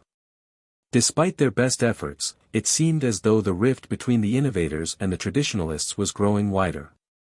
After the meeting, Musk sat alone in his office, staring at the screen of his laptop. The criticism had stung, more than he cared to admit. The project had felt like a mission, a way to bring people closer to their faith, to make something ancient and profound accessible to the world. But now, doubts crept into his mind. Was he really making a difference, or was he simply stirring up a hornet's nest that could never be properly contained? Father Matteo's voice echoed in his mind, "The digital Mass could be a lifeline for those who are isolated. We just need to make sure we're not losing something vital in the process." Musk had spent his career challenging the status quo, whether it was in space, energy, or transportation. He had faced resistance before, and he had always managed to push through. But this was different. The digital Mass wasn't just another business venture, it was about faith, about people's beliefs. It wasn't something he could simply innovate away. In the days that followed, Musk began to think about the criticisms more deeply. He found himself spending more time with Father Matteo, discussing how to bridge the gap between the vision they had for the digital Mass and the concerns of the Church's leadership. They brainstormed ideas, trying to find a way to make the virtual experience feel more communal, more sacred. One idea that Musk found particularly compelling was to create a feature that allowed people to interact with one another during the service. This wasn't just about watching a sermon, it was about creating a space where people could feel like they were part of a larger community. The digital mass could include live prayer circles, group chats, and even opportunities for virtual confessionals. It was a way to bring the community back into the virtual experience, to make it feel more like a shared space rather than a passive one-way broadcast. But even as Musk worked to refine his vision, the pushback from the church was relentless. Cardinal Angelo's group began to grow more vocal in its opposition, and it wasn't long before the media caught wind of the conflict. Articles began to emerge, questioning whether Musk's digital mass was a step too far, whether it could really offer the same spiritual depth as an in-person service. Some even speculated that Musk was using the church's sacredness to advance his own agenda, to cement his legacy as a tech messiah. The pressure was mounting. Musk had faced plenty of critics before, but this was something new. The idea of digital faith had touched a nerve with people who held these traditions close to their hearts. And while Musk remained firm in his belief that technology could help, he couldn't ignore the growing sense of doubt in the air. The digital mass project had reached a critical juncture. The clash between the vision of innovation and the traditionalist values of the church had never been so intense. Musk, who had always thrived on bold ventures and breaking barriers, now found himself in uncharted waters. The critics were louder, the pressure heavier, and for the first time in his career, doubt began to creep into his thoughts. Was he fighting a battle that couldn't be won? The situation had become more than a technological challenge, it had become a spiritual one. Every decision felt like it had the potential to shape the very nature of faith for future generations. It wasn't just about connecting people through technology anymore, it was about reconciling the past with the future, tradition with innovation. Musk had a vision for the digital mass, one that could reach millions of believers across the globe.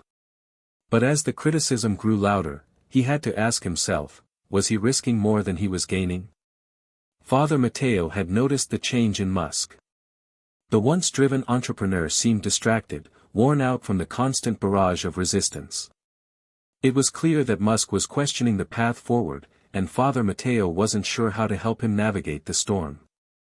But he knew one thing, Musk's faith in the project was the cornerstone of everything. Without it, the digital mass would fall apart. Late one evening, Father Mateo found Musk alone in his office, staring at a blank screen.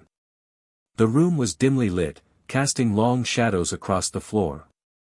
He stood there for a moment, unsure of how to approach him. Finally, he spoke up. "Elon, what's going on? You've been quiet for days. Is this really what you want? To give up on this?" Musk didn't immediately respond. His eyes were fixed on the screen, but his mind was far away. Finally, he let out a heavy sigh. "I don't know anymore, Mateo. Every time I think we're making progress, something happens. It's like the harder we try, the more we push, the more resistance we get. And it's not just from the church. The media is turning this into a circus, making me out to be some kind of tech messiah. It's exhausting." Father Mateo moved closer, sitting down across from him. "You know as well as I do that no one has ever changed the world without facing resistance. Look at everything you've done, SpaceX, Tesla, everything. It was never easy. But you believed in it, and you made it happen." Musk ran his hands through his hair. "This is different. This is faith, Mateo. People's beliefs, their sacred traditions. It's not a car or a rocket. If we get this wrong, the consequences are more than just business. We could be changing something that's been in place for centuries. I'm not sure I'm ready for that." Father Mateo leaned forward, his voice calm but firm. "No one is ever ready, Elon. But that's the point. The church has always been about evolution, about finding new ways to bring people closer to God. Look at the printing press. Look at radio, television, the internet. Every new technology has been met with skepticism. But each time, the church adapted. We have to trust that this can work, too. You can't let fear stop you from trying." Musk was silent for a long moment. His mind raced, trying to process what Matteo had said. There was truth in it, he had seen it time and time again in his own life. Every major breakthrough he had achieved had been met with doubt and criticism. The road to success was always uphill, and the moment he stopped pushing forward was the moment he failed. But this was different. This wasn't just about innovation. It was about the sanctity of something much larger than himself. "I don't want to fail, Matteo," Musk said quietly. "But I'm afraid we're trying to force something that just can't be forced." Father Matteo smiled gently. "The world has always needed people who are willing to push boundaries. You've done it before, Elon. I know you can do it again. But this time, you have to listen to the people who've been a part of the church for centuries. Don't just fight the resistance. Learn from it. And most importantly, keep the faith." The words resonated deeply within Musk. He had always considered himself a pioneer, a man who thrived on innovation and the pursuit of something greater. But this was different. This wasn't just about technology. This was about people's lives, their beliefs, and their connection to something sacred. And that was something Musk had never considered in such personal terms before. The following days were pivotal. Musk spent more time reflecting on Father Matteo's words, considering how to approach the project with renewed focus and clarity. He knew that the church's leadership wasn't going to just roll over and accept this new form of worship. The digital mass was never going to be a universal solution. But it could be a tool, a bridge between the past and the future, between the church and the millions of people who needed it the most. Musk's team began working on a new iteration of the platform, one that incorporated more interactive features to foster a sense of community.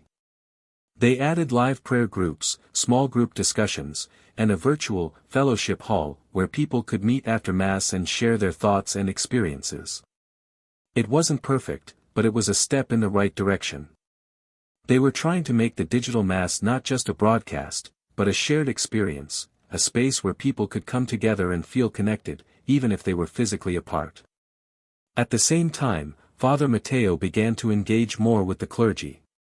He invited key members of the church's leadership to attend one of the digital masses themselves, hoping to open their minds to the potential of the project. Slowly, the tide began to turn.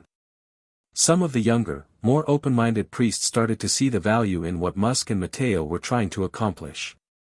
The digital mass wasn't about replacing traditional worship, it was about meeting people where they were, offering them a way to connect when physical attendance wasn't possible. But not everyone was convinced.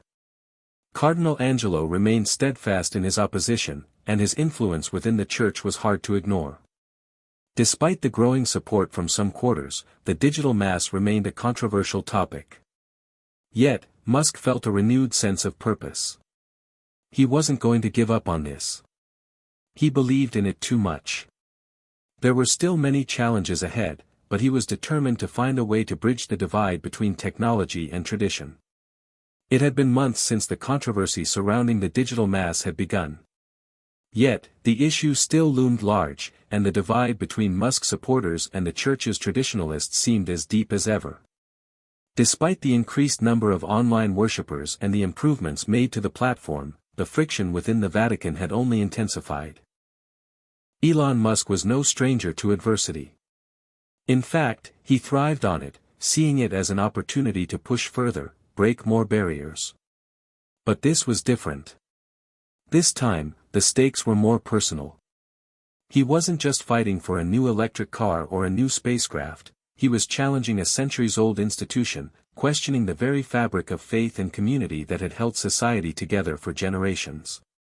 And no matter how many improvements they made to the platform, the resistance from within the church felt like an immovable wall. Father Matteo had been Musk's closest ally through it all, yet even he was beginning to feel the strain. The tension was palpable in their meetings. It wasn't that they had lost faith in the project, it was that they were beginning to wonder if the project could ever truly reconcile with the church's core principles. It wasn't enough just to offer a new way to connect with God. The church wasn't ready to simply digitize the sacred.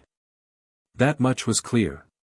Then came the tipping point, the moment that would define everything.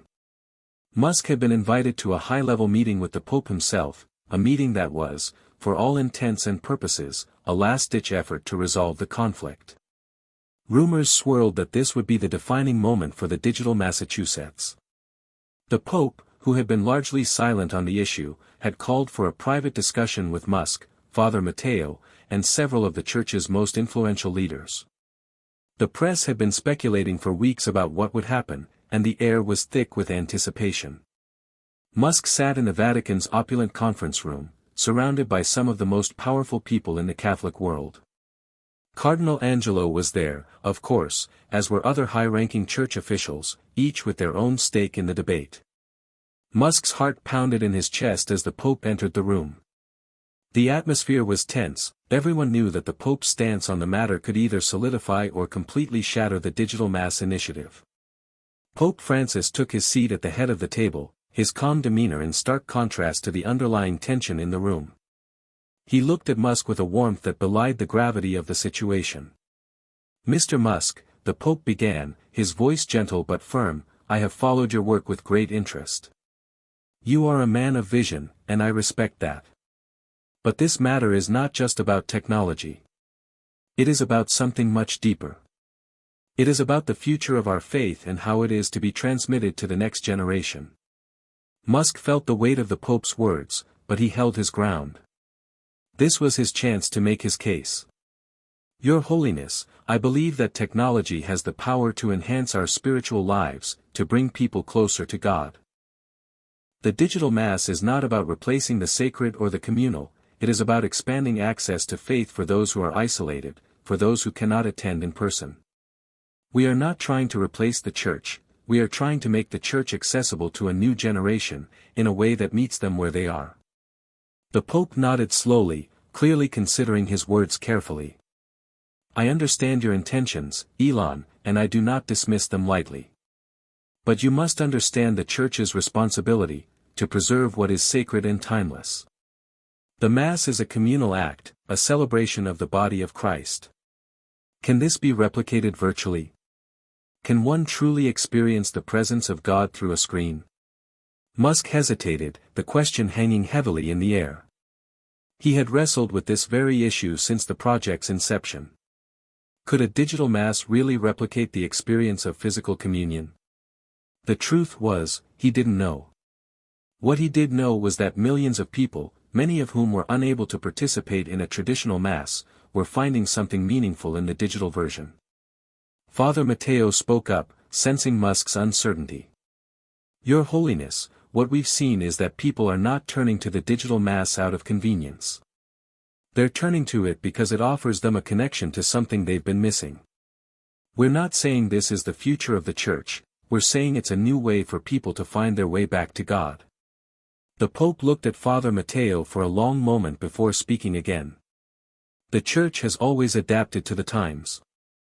The printing press, the radio, the television, each of these was once met with resistance. And yet, each of them became a tool for spreading the word. But with each new innovation, there has been one constant, the importance of community, of the physical presence of the faithful."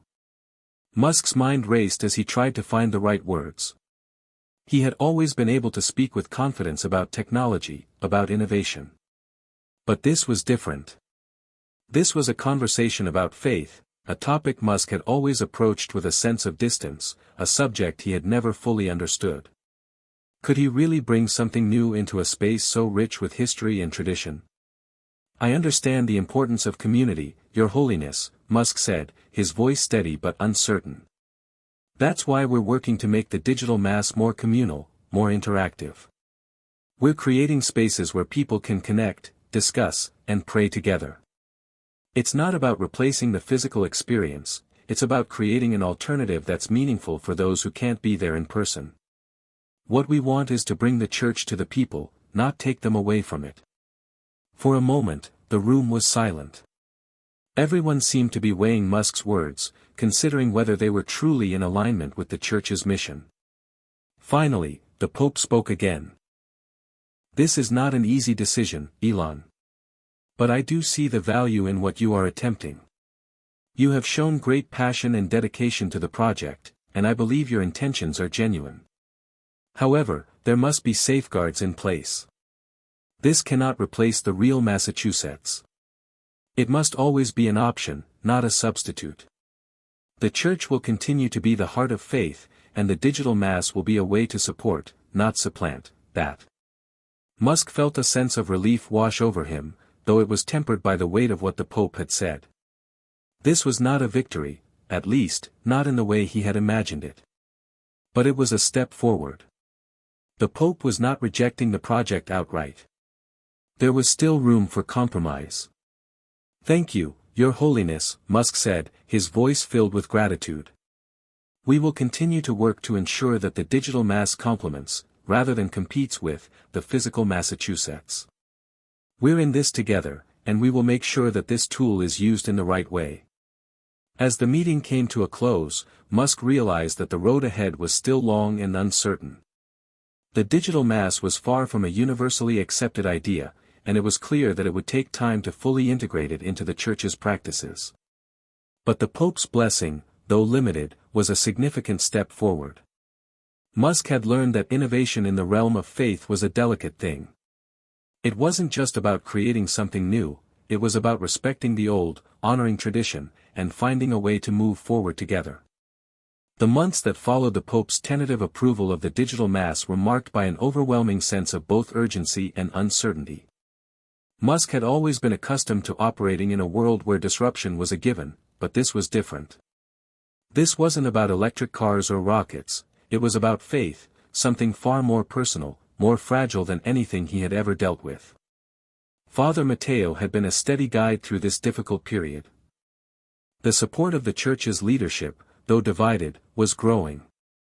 Some bishops and priests began to see the potential of the digital mass not just as a tool for outreach but as a way to foster deeper connections between people and God. Yet, there were still many who refused to accept any form of digital worship, arguing that it could never replace the sacredness of the physical Massachusetts. The battle wasn't over, it had only just begun. In the weeks following the Pope's meeting with Musk, the digital mass team had shifted their focus. They weren't just refining the platform technologically, they were carefully integrating it with the Church's rich tradition.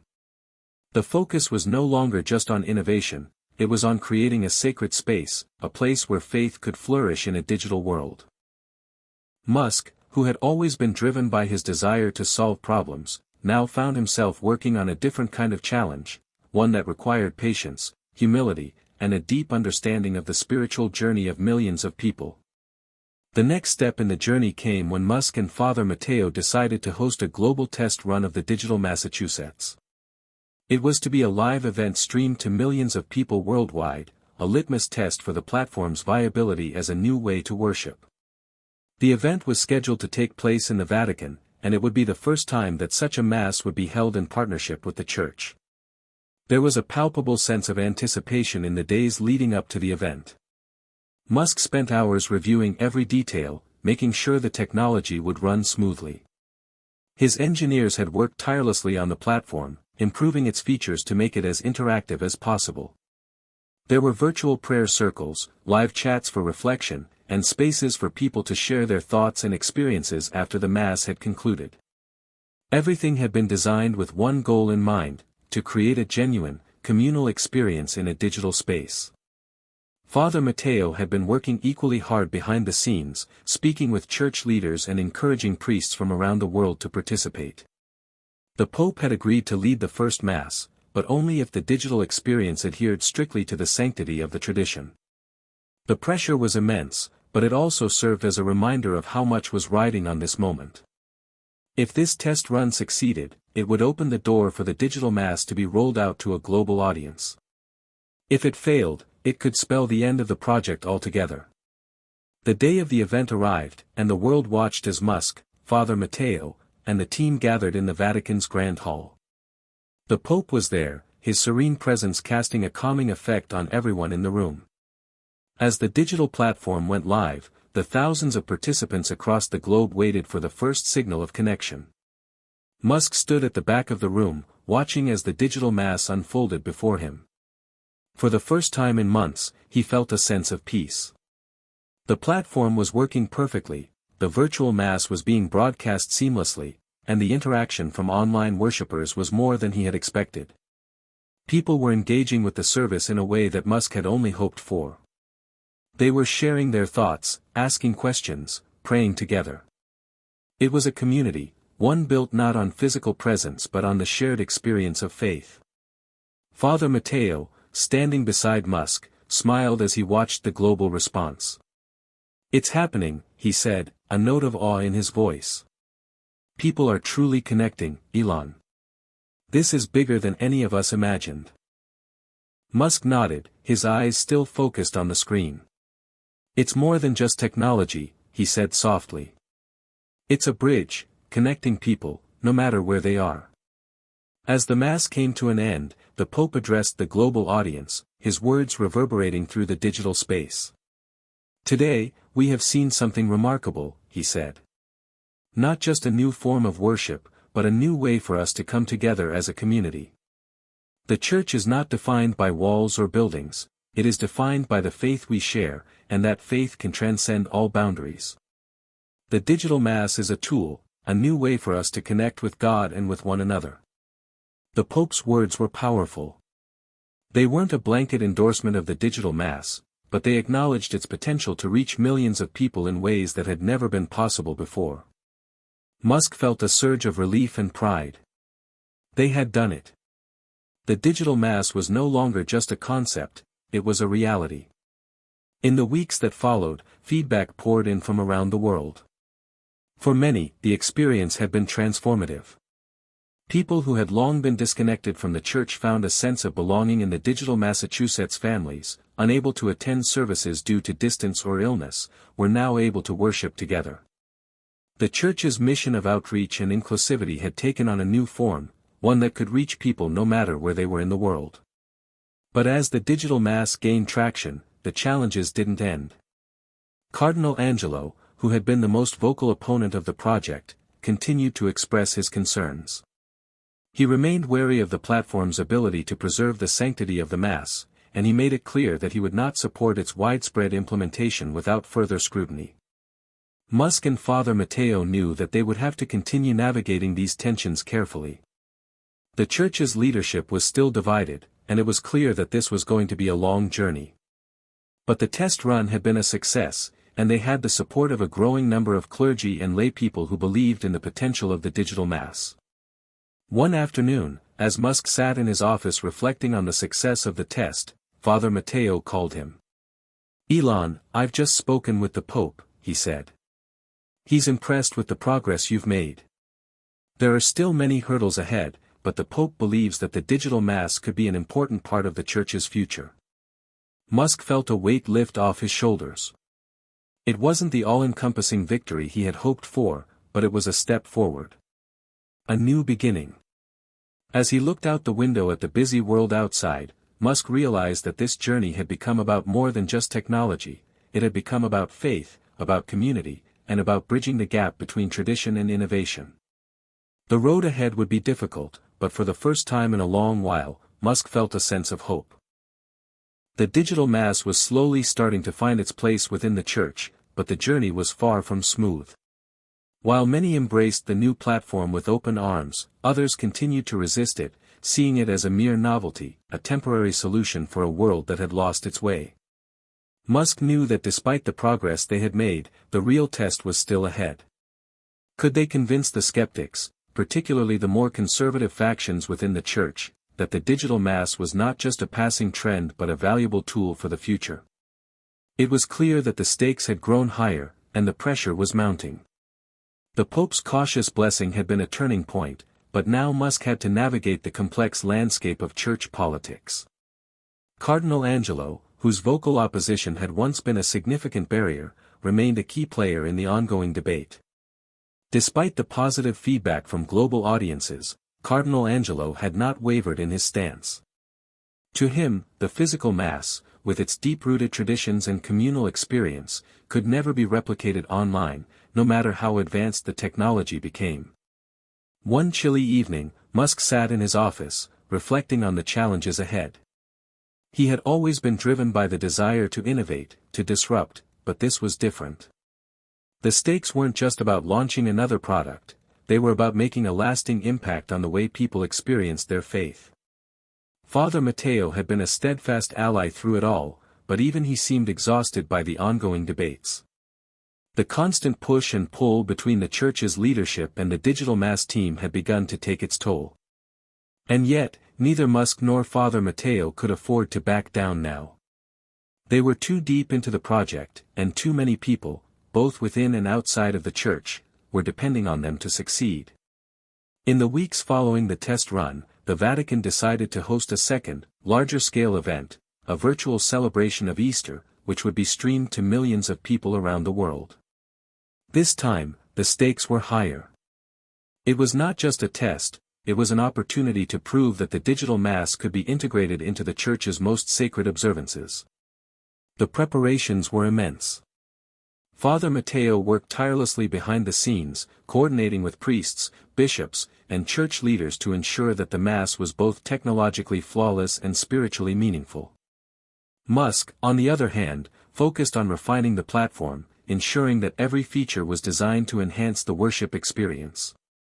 The goal was not just to provide an online service but to create an experience that felt as real and sacred as attending a Mass in person. Despite the growing momentum, the controversy surrounding the digital Mass had not died down. Cardinal Angelo had called for a special meeting with the Pope to discuss the Church's official stance on the matter. Musk, still unsure of what that meant for the future of the platform, braced himself for what was to come. It was a pivotal moment. The next few weeks would determine the fate of the digital Mass. As the Easter Mass approached, the church leaders convened in Rome for a critical meeting. Musk, Father Mateo, and a few of the key developers of the platform were invited to attend. The room was filled with tension as the discussions began. Cardinal Angelo stood at the head of the table, his face grim. "We are here to discuss the future of the digital Mass," Cardinal Angelo said, his voice stern. "While the initial response has been promising, there are many among us who remain unconvinced that it is in alignment with the Church's mission. The Mass is a sacred act, not something that should be reduced to a digital experience. We must ask ourselves, can we truly claim that this is the future of faith?" Musk, sitting at the table, felt his pulse quicken. This was it, the moment he had been anticipating. He took a deep breath before responding, his voice steady. "Your Eminence, I understand your concerns. I truly do. But the digital Mass is not about replacing the tradition. It's about making sure that people who cannot attend in person, due to illness, distance, or other reasons, still have access to the spiritual nourishment the Mass provides. It is about making faith more accessible, not less." Father Mateo, sensing the growing tension in the room, chimed in. "The digital Mass doesn't diminish the importance of physical presence, it simply offers an alternative for those who need it. We are not suggesting that the digital Mass should replace the physical one. What we are proposing is that it be an addition, a way for people to connect with their faith when they otherwise cannot." Cardinal Angelo did not seem convinced. He turned to the Pope, who had remained silent throughout the discussion. The Pope, his expression thoughtful, finally spoke. "Elon, Father Mateo, I understand your intentions. And I do not dismiss the potential benefits of the digital Massachusetts. However, we must tread carefully. The Church has always emphasized the importance of human connection, of the communal aspect of worship. We cannot allow technology to dilute that. We need to ensure that the digital Mass is always a complement to the physical Mass, never a substitute." Musk nodded, understanding the delicate balance the Pope was trying to maintain. The digital Mass could not be an independent entity, it had to remain firmly tied to the Church's mission and traditions. It was a challenge, but it was one Musk was willing to accept. He knew that if he could prove that the digital Mass could enhance, rather than replace, the physical experience, he could secure the future of the platform. "Your Holiness, I agree with you," Musk said, his voice calm but resolute. "We are not trying to replace the Mass, only to expand its reach. We want to ensure that those who are unable to attend can still participate, still feel the sense of community, of worship. We want to complement what is already in place, not to replace it. There was a long pause in the room as everyone considered Musk's words. The Pope looked at Cardinal Angelo, who seemed to soften slightly, though his skepticism remained. "I will speak with my colleagues and consider the proposal," the Pope said finally. "We will pray for wisdom in this decision, and we will move forward with caution." The meeting ended without a clear resolution, but there was a sense of movement, a sense that they were no longer standing at an impasse. The Pope had not given Musk the full endorsement he had hoped for, but he had acknowledged the potential of the digital Massachusetts. That, in itself, was a victory. As Musk left the Vatican that evening, he felt both a sense of relief and a deepened resolve. The road ahead was still long, but the turning tide was in motion. There was still work to be done, both in terms of the platform's technology and its place within the Church, but Musk was more determined than ever. The digital mass was far from perfect, but it had the potential to change lives. And that was worth fighting for. As the digital mass gained traction and momentum, Musk found himself standing at the crossroads of technology and tradition, the weight of both pushing down on his shoulders. The path ahead was no longer just one of technological advancement, it was a fight for the soul of the digital experience itself. There were growing pains, no doubt, but the reactions to the second test run of the Easter Mass showed just how intense the public and internal divisions within the Church had become. And yet, it was undeniable, the project had shifted from a vague concept into something palpable, real, and possibly transformative. But with this success came something far more dangerous than just resistance. Doubt. Even as the digital mass was praised for its technological brilliance, Musk had begun to feel that unease creeping in. Was he too caught up in the ambition of the project? Was he missing something crucial? For someone who had launched groundbreaking companies like Tesla and SpaceX, success had always felt like a natural byproduct of sheer persistence. But this? This was different. This was about something that transcended mere innovation. It was about faith, and the stakes were far higher. Father Matteo was an ever-present anchor during these moments of doubt. He was there, supporting Musk and encouraging him to keep pushing forward.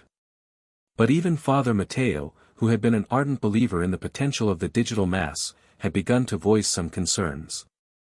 One evening, as the two of them sat in a quiet room overlooking the Vatican gardens, Father Matteo spoke with a soft yet thoughtful tone. "Elon, I can see the burden you're carrying. You've created something extraordinary, and yet I sense you're questioning it.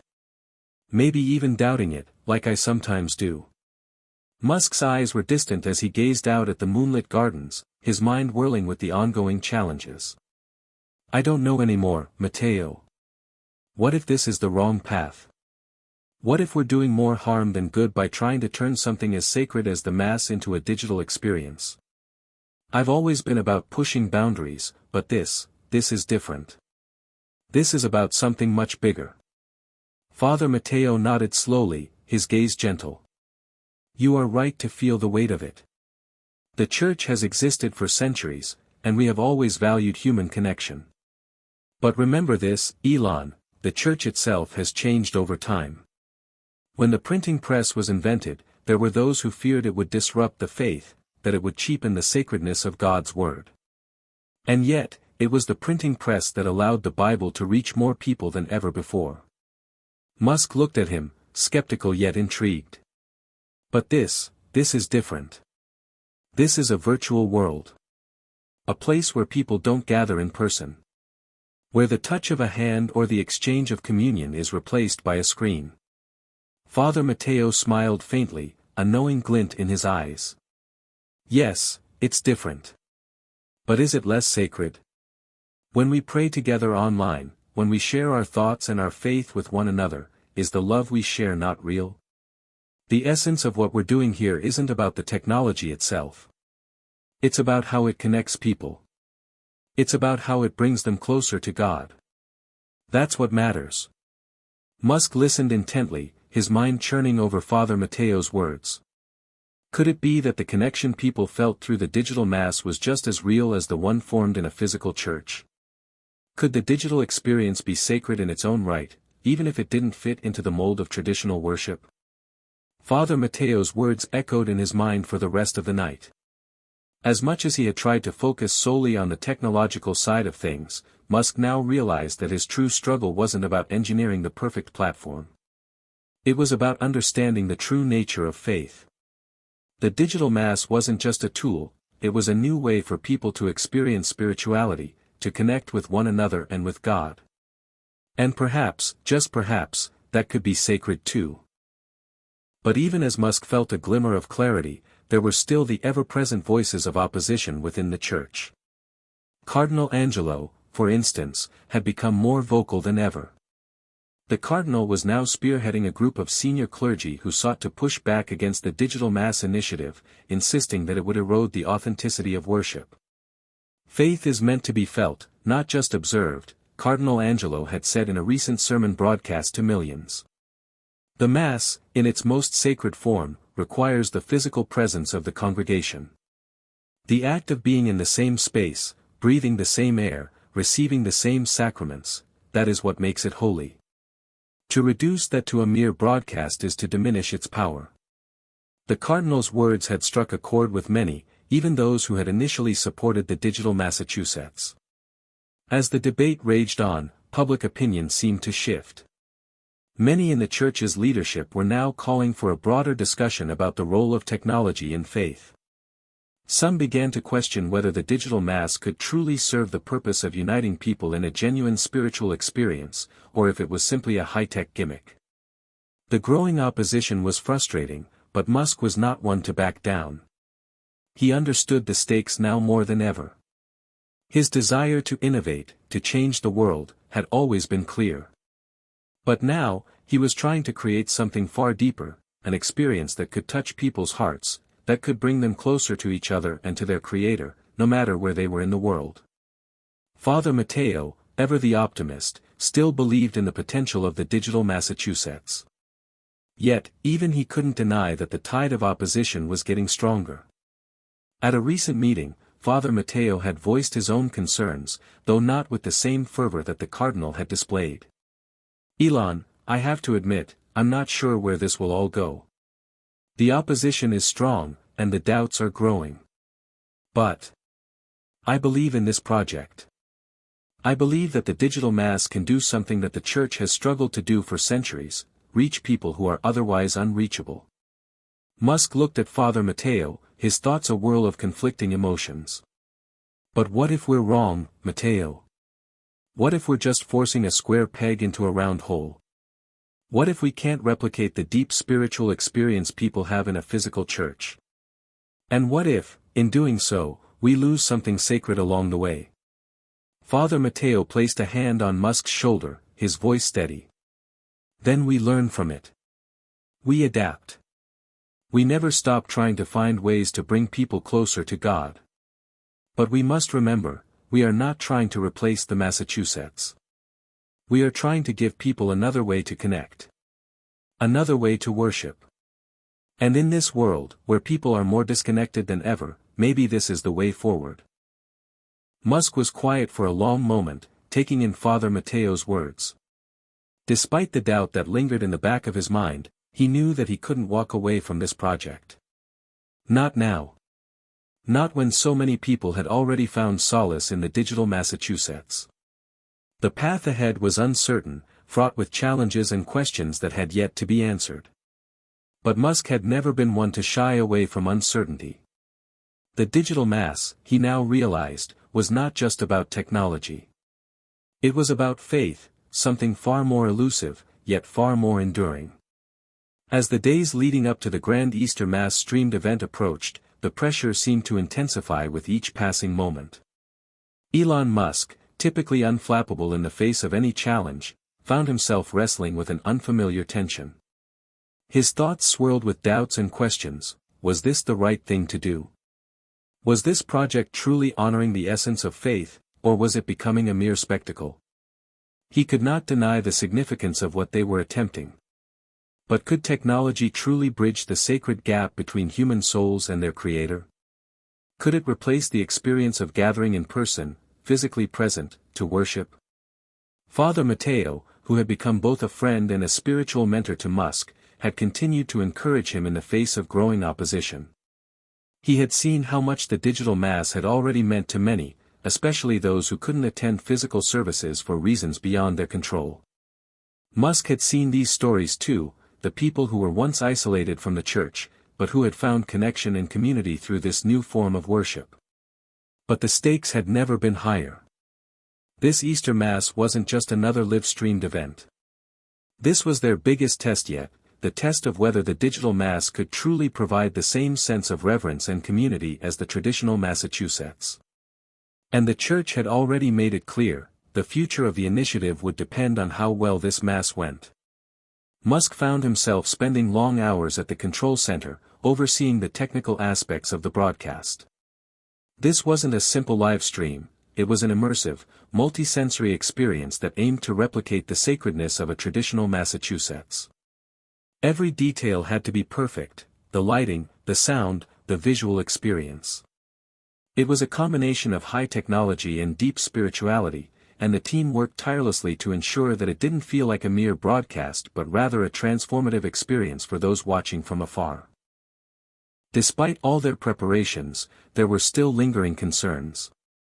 Cardinal Angelo had continued to voice his opposition, both publicly and privately. The digital Mass was a point of contention, and he believed that it threatened the sanctity of the worship experience. At a recent Vatican meeting, he had stated bluntly, "The Mass is a communal act of faith, not something that should be reduced to a virtual performance.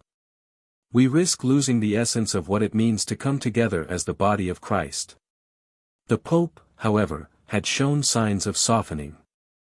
Though he still did not fully endorse the idea of a virtual Mass, he had acknowledged that the world was changing, and the Church needed to evolve with it. Still, the resistance was palpable. There were countless discussions behind closed doors, debates about the theological implications of streaming sacred rituals. For many, the question remained, could a digital Mass truly carry the same weight as the in-person experience? It was within this atmosphere of tension that Musk and Father Matteo found themselves preparing for the broadcast, both feeling the weight of the challenge they had set before them. On the night before the Easter Mass, Musk sat in a dimly lit room overlooking the Vatican. He was exhausted, physically and emotionally. He had spent weeks fine-tuning the digital platform, working with engineers and designers to create a seamless, immersive experience. But now, with the eyes of millions about to fall upon them, doubts crept into his mind. Father Matteo entered the room quietly, sensing that Musk needed a moment of solitude. He sat down across from him, his eyes filled with understanding. "Elon," Father Matteo said softly, "I can see what you're going through. You're carrying a heavy load. But I want you to remember this, we're not here to replace the Massachusetts. We're here to offer it to people who can't be there in person. It's not a replacement, it's an extension. We are giving people the opportunity to experience God's love, even from a distance. That's something worth doing." Musk looked at Father Matteo, his face etched with exhaustion. "But what if we're wrong? What if we've misunderstood something fundamental about the Mass? What if we're just creating a spectacle instead of a spiritual experience?" Father Matteo's eyes softened with compassion. "We all have doubts, Elon. But look at the impact we've already made. Look at the lives we've touched. The digital Mass isn't about perfecting technology, it's about offering a path for people to connect with something greater than themselves. We're offering a way for people to experience community, to experience faith, even when they're separated. It's a tool, nothing more, nothing less." Musk sat back, absorbing his words. He still didn't know what tomorrow would bring, but Father Matteo's reassurance settled into him like a bomb. The world was watching, yes, but so were the people who would find comfort in this broadcast. The mission was clear, the digital Mass wasn't perfect, but it was real. And in this fractured world, that had to be enough. The next morning, the Vatican stood still in anticipation. Behind the scenes, the technical team scrambled to ensure everything was set for the live broadcast. The massive production required precision, multiple cameras, live sound feeds, interactive elements, and immersive visuals. The team had worked tirelessly for weeks to make sure the event would go off without a hitch. And while Musk had always believed in technology's ability to change the world, he couldn't help but feel a flutter of nervousness in his chest. Father Mateo was with him in the control room as the team finalized the final checks. It was a quiet moment, a brief pause before the storm of activity that was about to unfold. Musk glanced at Father Mateo. "You think we can do this?" Father Mateo gave him a small, reassuring smile. "I think we already have. But it's not about us anymore, Elon. It's about the people who are watching. We're doing this for them, for all those who have been disconnected, who are yearning to feel the presence of God. If we can reach even one person, if we can make a difference in their life, then we've succeeded." The clock ticked down to the hour. The digital mass was about to begin. The broadcast went live with millions tuning in from around the world, the digital platform seamlessly streaming the service. Musk watched the feed closely, his eyes darting over every detail. The visuals were stunning, beautifully lit, with rich, vibrant colors and scenes of the Vatican, the altars, and the priests. The sound was impeccable, the reverence of the hymns, the rustling of pages, the sacred prayers resonated throughout the stream. For all the technical precision, however, Musk found himself holding his breath as the ceremony unfolded. He couldn't help but wonder, were the people watching feeling what they were supposed to feel? Was this just another high-tech broadcast, or was it something more? The ceremony reached its zenith as the congregation, now digitally connected from around the world, participated in communion. Musk's eyes flickered with a mixture of awe and nervousness. Was this truly an act of communion, or was it just a technological illusion? Father Mateo stood beside him, watching the event unfold with quiet reverence. As the final hymn played and the Mass came to a close, there was a moment of silence. Musk glanced over at Father Mateo, who looked at him with a quiet smile. "You did it," Father Mateo said softly. "We did it." Musk exhaled, his heart pounding in his chest. It was over, and yet, the questions would continue. But in this moment, he knew that the digital mass had created a space for people to connect with each other and with their faith, just as he had hoped. The world was watching. The Easter Mass had come and gone, leaving behind a trail of both praise and controversy. While millions had tuned in to experience the first true digital Mass on a global scale, the reactions were far from unanimous. On one hand, many felt a deep sense of connection, an emotional bond that transcended the digital screen. For those unable to attend a physical church, this was a godsend. The digital Mass had allowed them to feel part of something bigger, to experience worship in a way they never thought possible from their own homes. But there was another side to the coin. The critics grew louder, and as the days passed, their voices only seemed to amplify. Cardinal Angelo's opposition had become even more vocal, and now, a growing faction of senior clergy had rallied behind him. The digital Mass, they argued, was not just a technological experiment, it was an affront to the very nature of worship. They had been unwilling to accept the idea of replacing the physical, tangible act of coming together in a church with a screen. For Musk, these opposing voices were more than just noise. They were an existential threat to the initiative that had consumed so much of his energy over the past several months. As the church's internal divisions deepened, Musk felt the weight of every word spoken against the digital Massachusetts. Despite his belief that technology could bring people together in new and meaningful ways, he began to wonder whether this was a battle he could truly win. Father Mateo, however, remained a steady force at his side. As the weeks passed, the two of them spent more time discussing the future of the digital Mass, what it meant for the church, for the world, and for the countless people who had found comfort in the platform. Mateo had always been Musk's spiritual compass, offering wisdom and encouragement when doubt crept in. One day, as they sat together in a quiet corner of the Vatican's private library, Musk shared his concerns with the priest. "I don't know if I can keep doing this, Mateo," Musk said, his voice tinged with exhaustion. "I'm starting to wonder if this is the right path." The more I hear from the critics, the more I feel like we're just forcing a square peg into a round hole. What if I'm wrong? What if the digital mass isn't the answer? Father Mateo looked at him intently, his expression unwavering. You know, Elon, doubt is natural. It's what we do with that doubt that matters.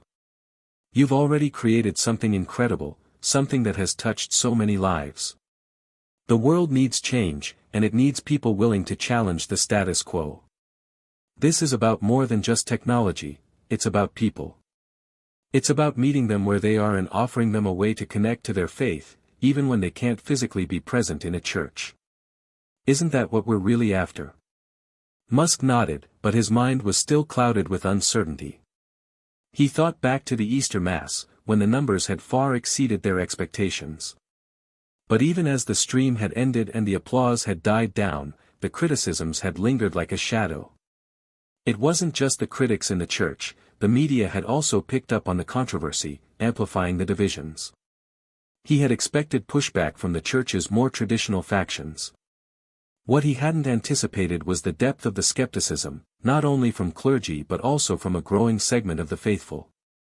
There were now whispers in the pews, online forums flooded with opinions, and articles questioning the validity of a digital Massachusetts. What if the very nature of worship was changing, and the digital platform was an irreversible catalyst?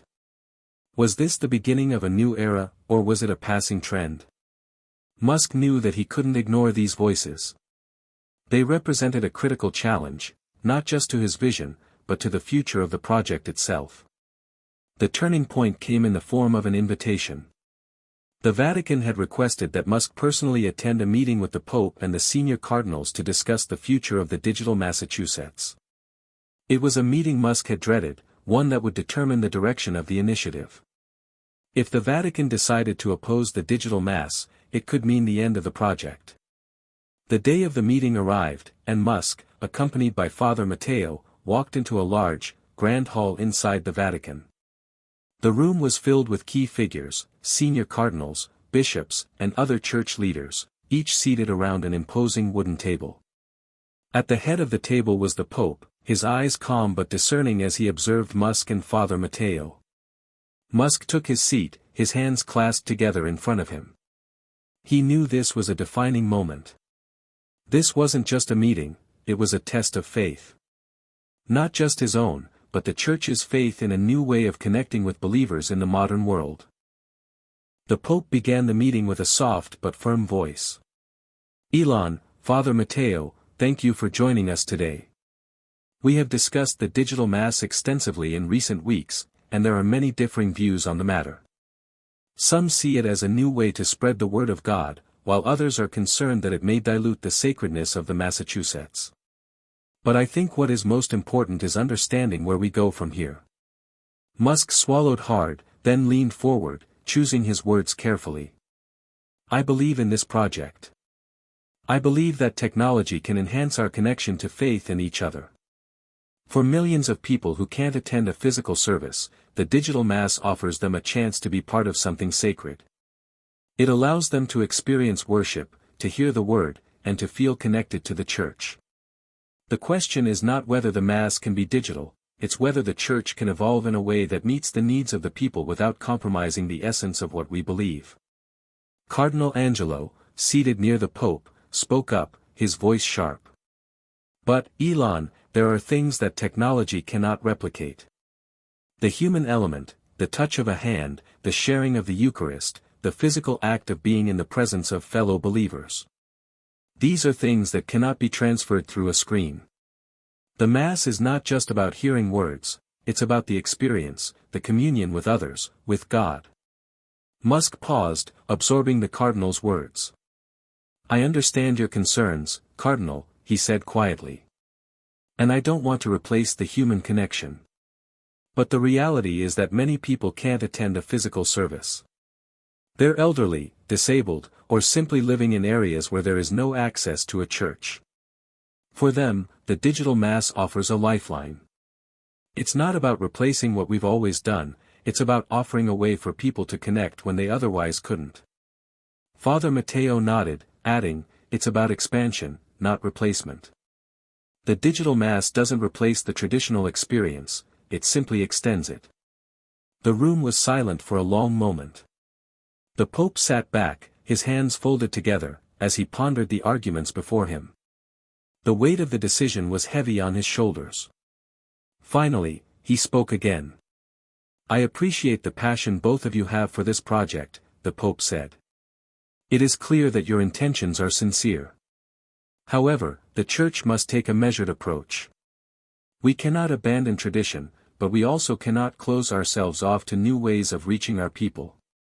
We will continue to study the implications of the digital mass and its place within the Church. But for now, we will not fully endorse it. We will, however, allow it to continue under specific guidelines, ensuring that it remains aligned with the Church's core values." Musk nodded, though a part of him felt deflated. This was not the clear endorsement he had hoped for, but it was not a complete rejection either. It meant that the digital mass would continue, but it would be subject to intense scrutiny. As the meeting concluded, Father Matteo leaned toward Musk and whispered, "It's not the end. It's just the beginning. We've made progress." Musk looked at him, the weight of the conversation lingering. It was true, the digital mass was not finished, not by a long shot. But the path ahead was fraught with challenges. The storm was gathering, and Musk knew that the hardest test was still to come. In the weeks following the Vatican meeting, Elon Musk found himself at a crossroads. The digital mass had not been fully embraced by the Church, but it had not been outright rejected either. The Pope's decision to allow it to continue under strict guidelines had given Musk a glimmer of hope. The journey, it seemed, was far from over. But as Musk returned to the project, he began to feel the weight of the Church's cautious stance pressing down on him. There was no clear path forward. The digital mass was in a limbo, allowed to exist but only in a restricted form, subject to ongoing scrutiny. The guidelines were vague, and the Church's uncertainty about its place in the faith created an environment where nothing could be certain. For Musk, the pressure was mounting. He had spent years building groundbreaking technologies, but this was different. This project wasn't just about innovation, it was about faith. It was about connecting people to something far greater than themselves. And yet, he found himself struggling to reconcile his desire for progress with the sacred traditions of the Church. Father Matteo, ever the spiritual guide, continued to stand by him. Over the past few weeks, they had shared countless conversations about the future of the digital Massachusetts. Each discussion was filled with uncertainty, but also with an unwavering belief that what they were doing could, and would, make a difference. One evening, as they sat together in a quiet room at the Vatican, Father Matteo said, "Elon, I know you've been carrying this weight. You're asking yourself the tough questions. Is this the right path? Should we continue? And I understand the doubt. But I think you already know the answer." Musk looked at the priest, his brow furrowed. "What do you mean?" Father Matteo smiled gently. "The world is changing. People's lives are changing. We can't stop it. The question is, how do we respond? The digital mass may not be perfect, but it's a response to a world that needs connection. We don't have to abandon the old ways, but we also can't ignore the new. This is about finding balance." Musk took a deep breath, considering the priest's words. It wasn't easy. The pressure to conform to tradition was immense, and the voices of the critics, both inside and outside the Church, seemed to grow louder with each passing day. But Father Matteo's words resonated with him. There was a place for both. Technology and tradition didn't have to be at odds, they could coexist, evolve together. The challenge was in finding the right balance. "Maybe you're right," Musk said finally, his voice tinged with a sense of resolution. "Maybe this is about finding that balance. I've always believed that technology can change the world. But I also understand that faith isn't something that can be engineered in a lab. It's something deeply human." Father Matteo nodded. "Exactly. Technology isn't the enemy. The question is, what do we do with it? If we use it to bring people closer to God, to each other, then we're on the right path. The days that followed were filled with a renewed sense of purpose for Musk. He returned to his team with a renewed vigor. They had spent countless hours building the digital mass platform, but now, the focus was not just on improving the technology, it was about ensuring that the experience was truly meaningful. Musk wasn't content to simply offer a slick, high-tech broadcast. He wanted the digital mass to feel sacred, to convey the same sense of awe and reverence as the physical mass. There were changes to be made. The interactive elements that had been a hallmark of the digital mass, virtual chat rooms, live commentary, and social media interactions, were to be minimized. These elements, though popular, had detracted from the sense of reverence Musk had hoped to achieve. Instead, they began focusing on enhancing the spiritual experience, creating a more immersive, meditative environment that would allow viewers to feel a deep sense of connection. Musk and his team also worked on refining the technical aspects of the broadcast. The visual elements had to be not only cutting-edge but also deeply symbolic. They worked to incorporate the rich traditions of the Church, the stained glass windows, the intricate carvings, the grandeur of the Vatican, while making it accessible to people who were watching from their homes, millions of miles away. It was a delicate balancing act. They couldn't stray too far from tradition, but they also couldn't ignore the new possibilities that technology offered. And yet, no matter how much progress they made, the question remained, would this be enough to satisfy the Church? Would the digital mass be accepted as a legitimate way to worship, or would it remain an experiment, perpetually under scrutiny? Father Matteo's guidance was more important now than ever. As they worked to refine the platform, Musk often turned to him for advice. The priest would listen patiently, offering wisdom from his years of experience in the Church. It was clear that Father Matteo believed in the digital mass, not just as a technological advancement, but as a means to help people find God in their daily lives. One evening, as the team prepared for another round of testing, Father Matteo said, "Elon, there's one thing I've learned in my years as a priest. Faith is a journey. It's not about having all the answers, it's about taking the next step, even when you don't know where it will lead." Musk nodded. "I get it. It's not about perfection. It's about doing what we can, with the tools we have, to make the world a better place." Father Matteo smiled. "Exactly. And remember, no matter what happens, you're not alone in this. The journey of faith is always shared. Whether you're standing in a church or sitting in front of a screen, you're part of something much bigger than yourself." As the team moved forward with the digital mass, Musk began to feel a sense of peace that had eluded him in the past few weeks. They were moving in the right direction, toward a version of the digital mass that could be both meaningful and true to the spirit of the Church. It was a work in progress, but it was a work that mattered. The storm of opposition had not disappeared, but Musk was beginning to understand that it was not the criticisms that defined him. It was his commitment to the mission that mattered. No matter how many voices questioned the project, no matter how many challenges they faced, Musk knew that this was a path worth walking. It wasn't about technology. It was about people. It was about reaching those who needed the Church, and finding a way to give them a connection to something greater. The road ahead was still uncertain, but for the first time in weeks, Musk felt hopeful. He had faith, not just in the project, but in the journey ahead. The weeks turned into months, and the digital mass continued to evolve, just as Musk had hoped. The Vatican had agreed to allow the initiative to proceed, though still under the watchful eye of the Church's hierarchy. There was a growing sense of anticipation surrounding the platform, especially as more people from around the world began to experience the Mass in ways they never had before. Musk's commitment to refining the experience never wavered. He and his team poured countless hours into perfecting the technology, ensuring that every element of the Mass was as immersive and sacred as it could be. The graphics were more beautiful than ever, the sound more captivating, and the interface more user-friendly. But beyond the technical aspects, Musk was determined that the experience felt deeply spiritual. It needed to carry the same weight and reverence that a physical mass could provide, even through a screen. One of the most significant changes was the inclusion of real-time prayer requests, allowing viewers to submit their petitions for the church to pray for. This became an integral part of the digital mass, something that bridged the gap between technology and the deeply personal connection people felt with their faith. Musk was constantly amazed at the outpouring of emotion he witnessed through these prayer requests, stories of illness, loss, hope, and renewal.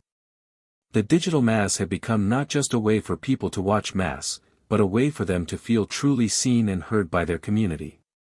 In a way, the project had exceeded even Musk's initial vision. What had started as an idea to make the mass accessible to the homebound had blossomed into something far greater. It was about connection, about creating a space where people, regardless of their location, could come together and worship as one. Still, the critics had not disappeared. While the digital mass had found an audience, particularly among the elderly, the disabled, and those living in remote areas, many traditionalists remained skeptical. Cardinal Angelo, still a vocal opponent, continued to rally against what he called the commercialization of faith. Some of the senior cardinals were even less subtle, labeling the digital mass as sacrilegious, a distortion of the sacred rites of the Church. For Musk, these criticisms had become less personal and more about the system itself, the institutional resistance to change that was so deeply embedded in centuries-old traditions. There were moments of doubt, moments where he wondered if the critics had a point. Would the digital mass become just another passing trend? Could it really have lasting value in the lives of its viewers? But as Musk continued to listen to the stories of people who had been touched by the digital mass, stories from across the world, from every walk of life, he found the strength to continue. He wasn't just trying to create a new way to broadcast a service. He was trying to make something that connected people to their faith in a deep and lasting way. Father Matteo, ever the calm presence in Musk's whirlwind of doubts, reminded him of the journey they had undertaken. You've created something more than just a tool for broadcasting, Elon. You've created a new way for people to experience the Church. It's still the Mass, it still carries the same weight. You're just using a different medium. Faith isn't confined to a building, to a place. It's something that exists in the hearts of those who believe. Musk knew that Father Matteo was right. They weren't trying to replace the Church's physical presence, they were simply trying to offer a bridge for those who couldn't attend. They were offering something that had the potential to meet people where they were, wherever that was. One of the most significant moments in the story of the digital mass came during the next Easter. Musk and Father Matteo stood in the Vatican, watching as the digital mass broadcast reached a new record in viewers. Millions tuned in from across the globe, far beyond anything they had imagined. It was a testament to the power of the platform and the way it had changed the way people connected to their faith. That Easter was different. It wasn't just about the technology. It was about the people. The thousands of prayer requests that had been submitted during the service, the millions of voices joining together in worship, the overwhelming sense of unity despite the physical distance. For Musk, it felt like a turning point, like this was the moment where the digital mass had truly found its place in the world. As the service concluded, the camera zoomed out from the Vatican's grand altar, capturing the intricate details of the Church's architecture. Musk sat back in his chair, feeling a deep sense of gratitude. It wasn't perfect, but nothing ever was. What mattered was the impact it had made. Father Matteo sat beside him, a soft smile on his face. "It's beautiful, isn't it?" he said, his voice filled with awe. "This is what we were meant to do." Musk nodded, his eyes still fixed on the screen. "Yeah. It's something bigger than I expected. I didn't know what to expect, really. But it feels right." As the screen faded to black, the words, "Thank you for joining us," appeared on the screen, followed by a brief prayer. The service was over, but for Musk, this was just the beginning. Days later, Musk received an unexpected message. It was from Cardinal Angelo. The message was short, but its significance was undeniable. "Elon, I have seen the impact of the digital mass on the lives of many. While I still have concerns about the future of this platform, I must admit that I was wrong about the potential it holds. Perhaps, in time, this is how the church will continue to evolve. We may not fully understand it now, but there is value in what you're doing. Let's talk. It was the first olive branch Musk had received from the cardinal, and it was a sign that the tide was turning. Slowly but surely, the church was starting to see the digital mass not as a threat, but as a complement to its sacred traditions. The journey was still ongoing, but Musk felt that they had made a significant step toward acceptance. And then, there was the moment when the Pope himself reached out to Musk, inviting him to a private meeting in the Vatican. Musk's heart raced when he received the invitation. This was the moment that would determine the future of the digital mass. When he arrived at the Vatican, the Pope welcomed him with open arms. The discussion was calm and thoughtful. The Pope, though cautious, acknowledged the importance of the digital Massachusetts. It has reached millions, Elon. It has brought people together in ways we didn't expect. But we still have much to consider, the Pope said. But you have my respect, and the respect of the Church. This project will continue, and we will find the way forward together. That was all Musk needed to hear. The story of the digital mass wasn't over, it was evolving, still growing, still reaching people. Musk had faced opposition, doubt, and resistance. But in the end, he had found a way to integrate technology with faith, offering a space where people could experience the sacred, wherever they were. The journey had been challenging, but Musk knew that the road ahead was full of possibility. Hit subscribe and leave a comment with where you're watching from. This story might just spark a new beginning. What's one thing that always pushes you forward, even when things get tough? For Elon Musk, the road ahead was not just about technology. It was about faith, connection, and creating a future where the digital and the sacred could coexist in harmony. And in that, he had found something worth fighting for. Hit subscribe and leave a comment with where you're watching from.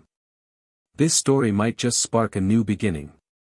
What's one thing that always pushes you forward, even when things get tough?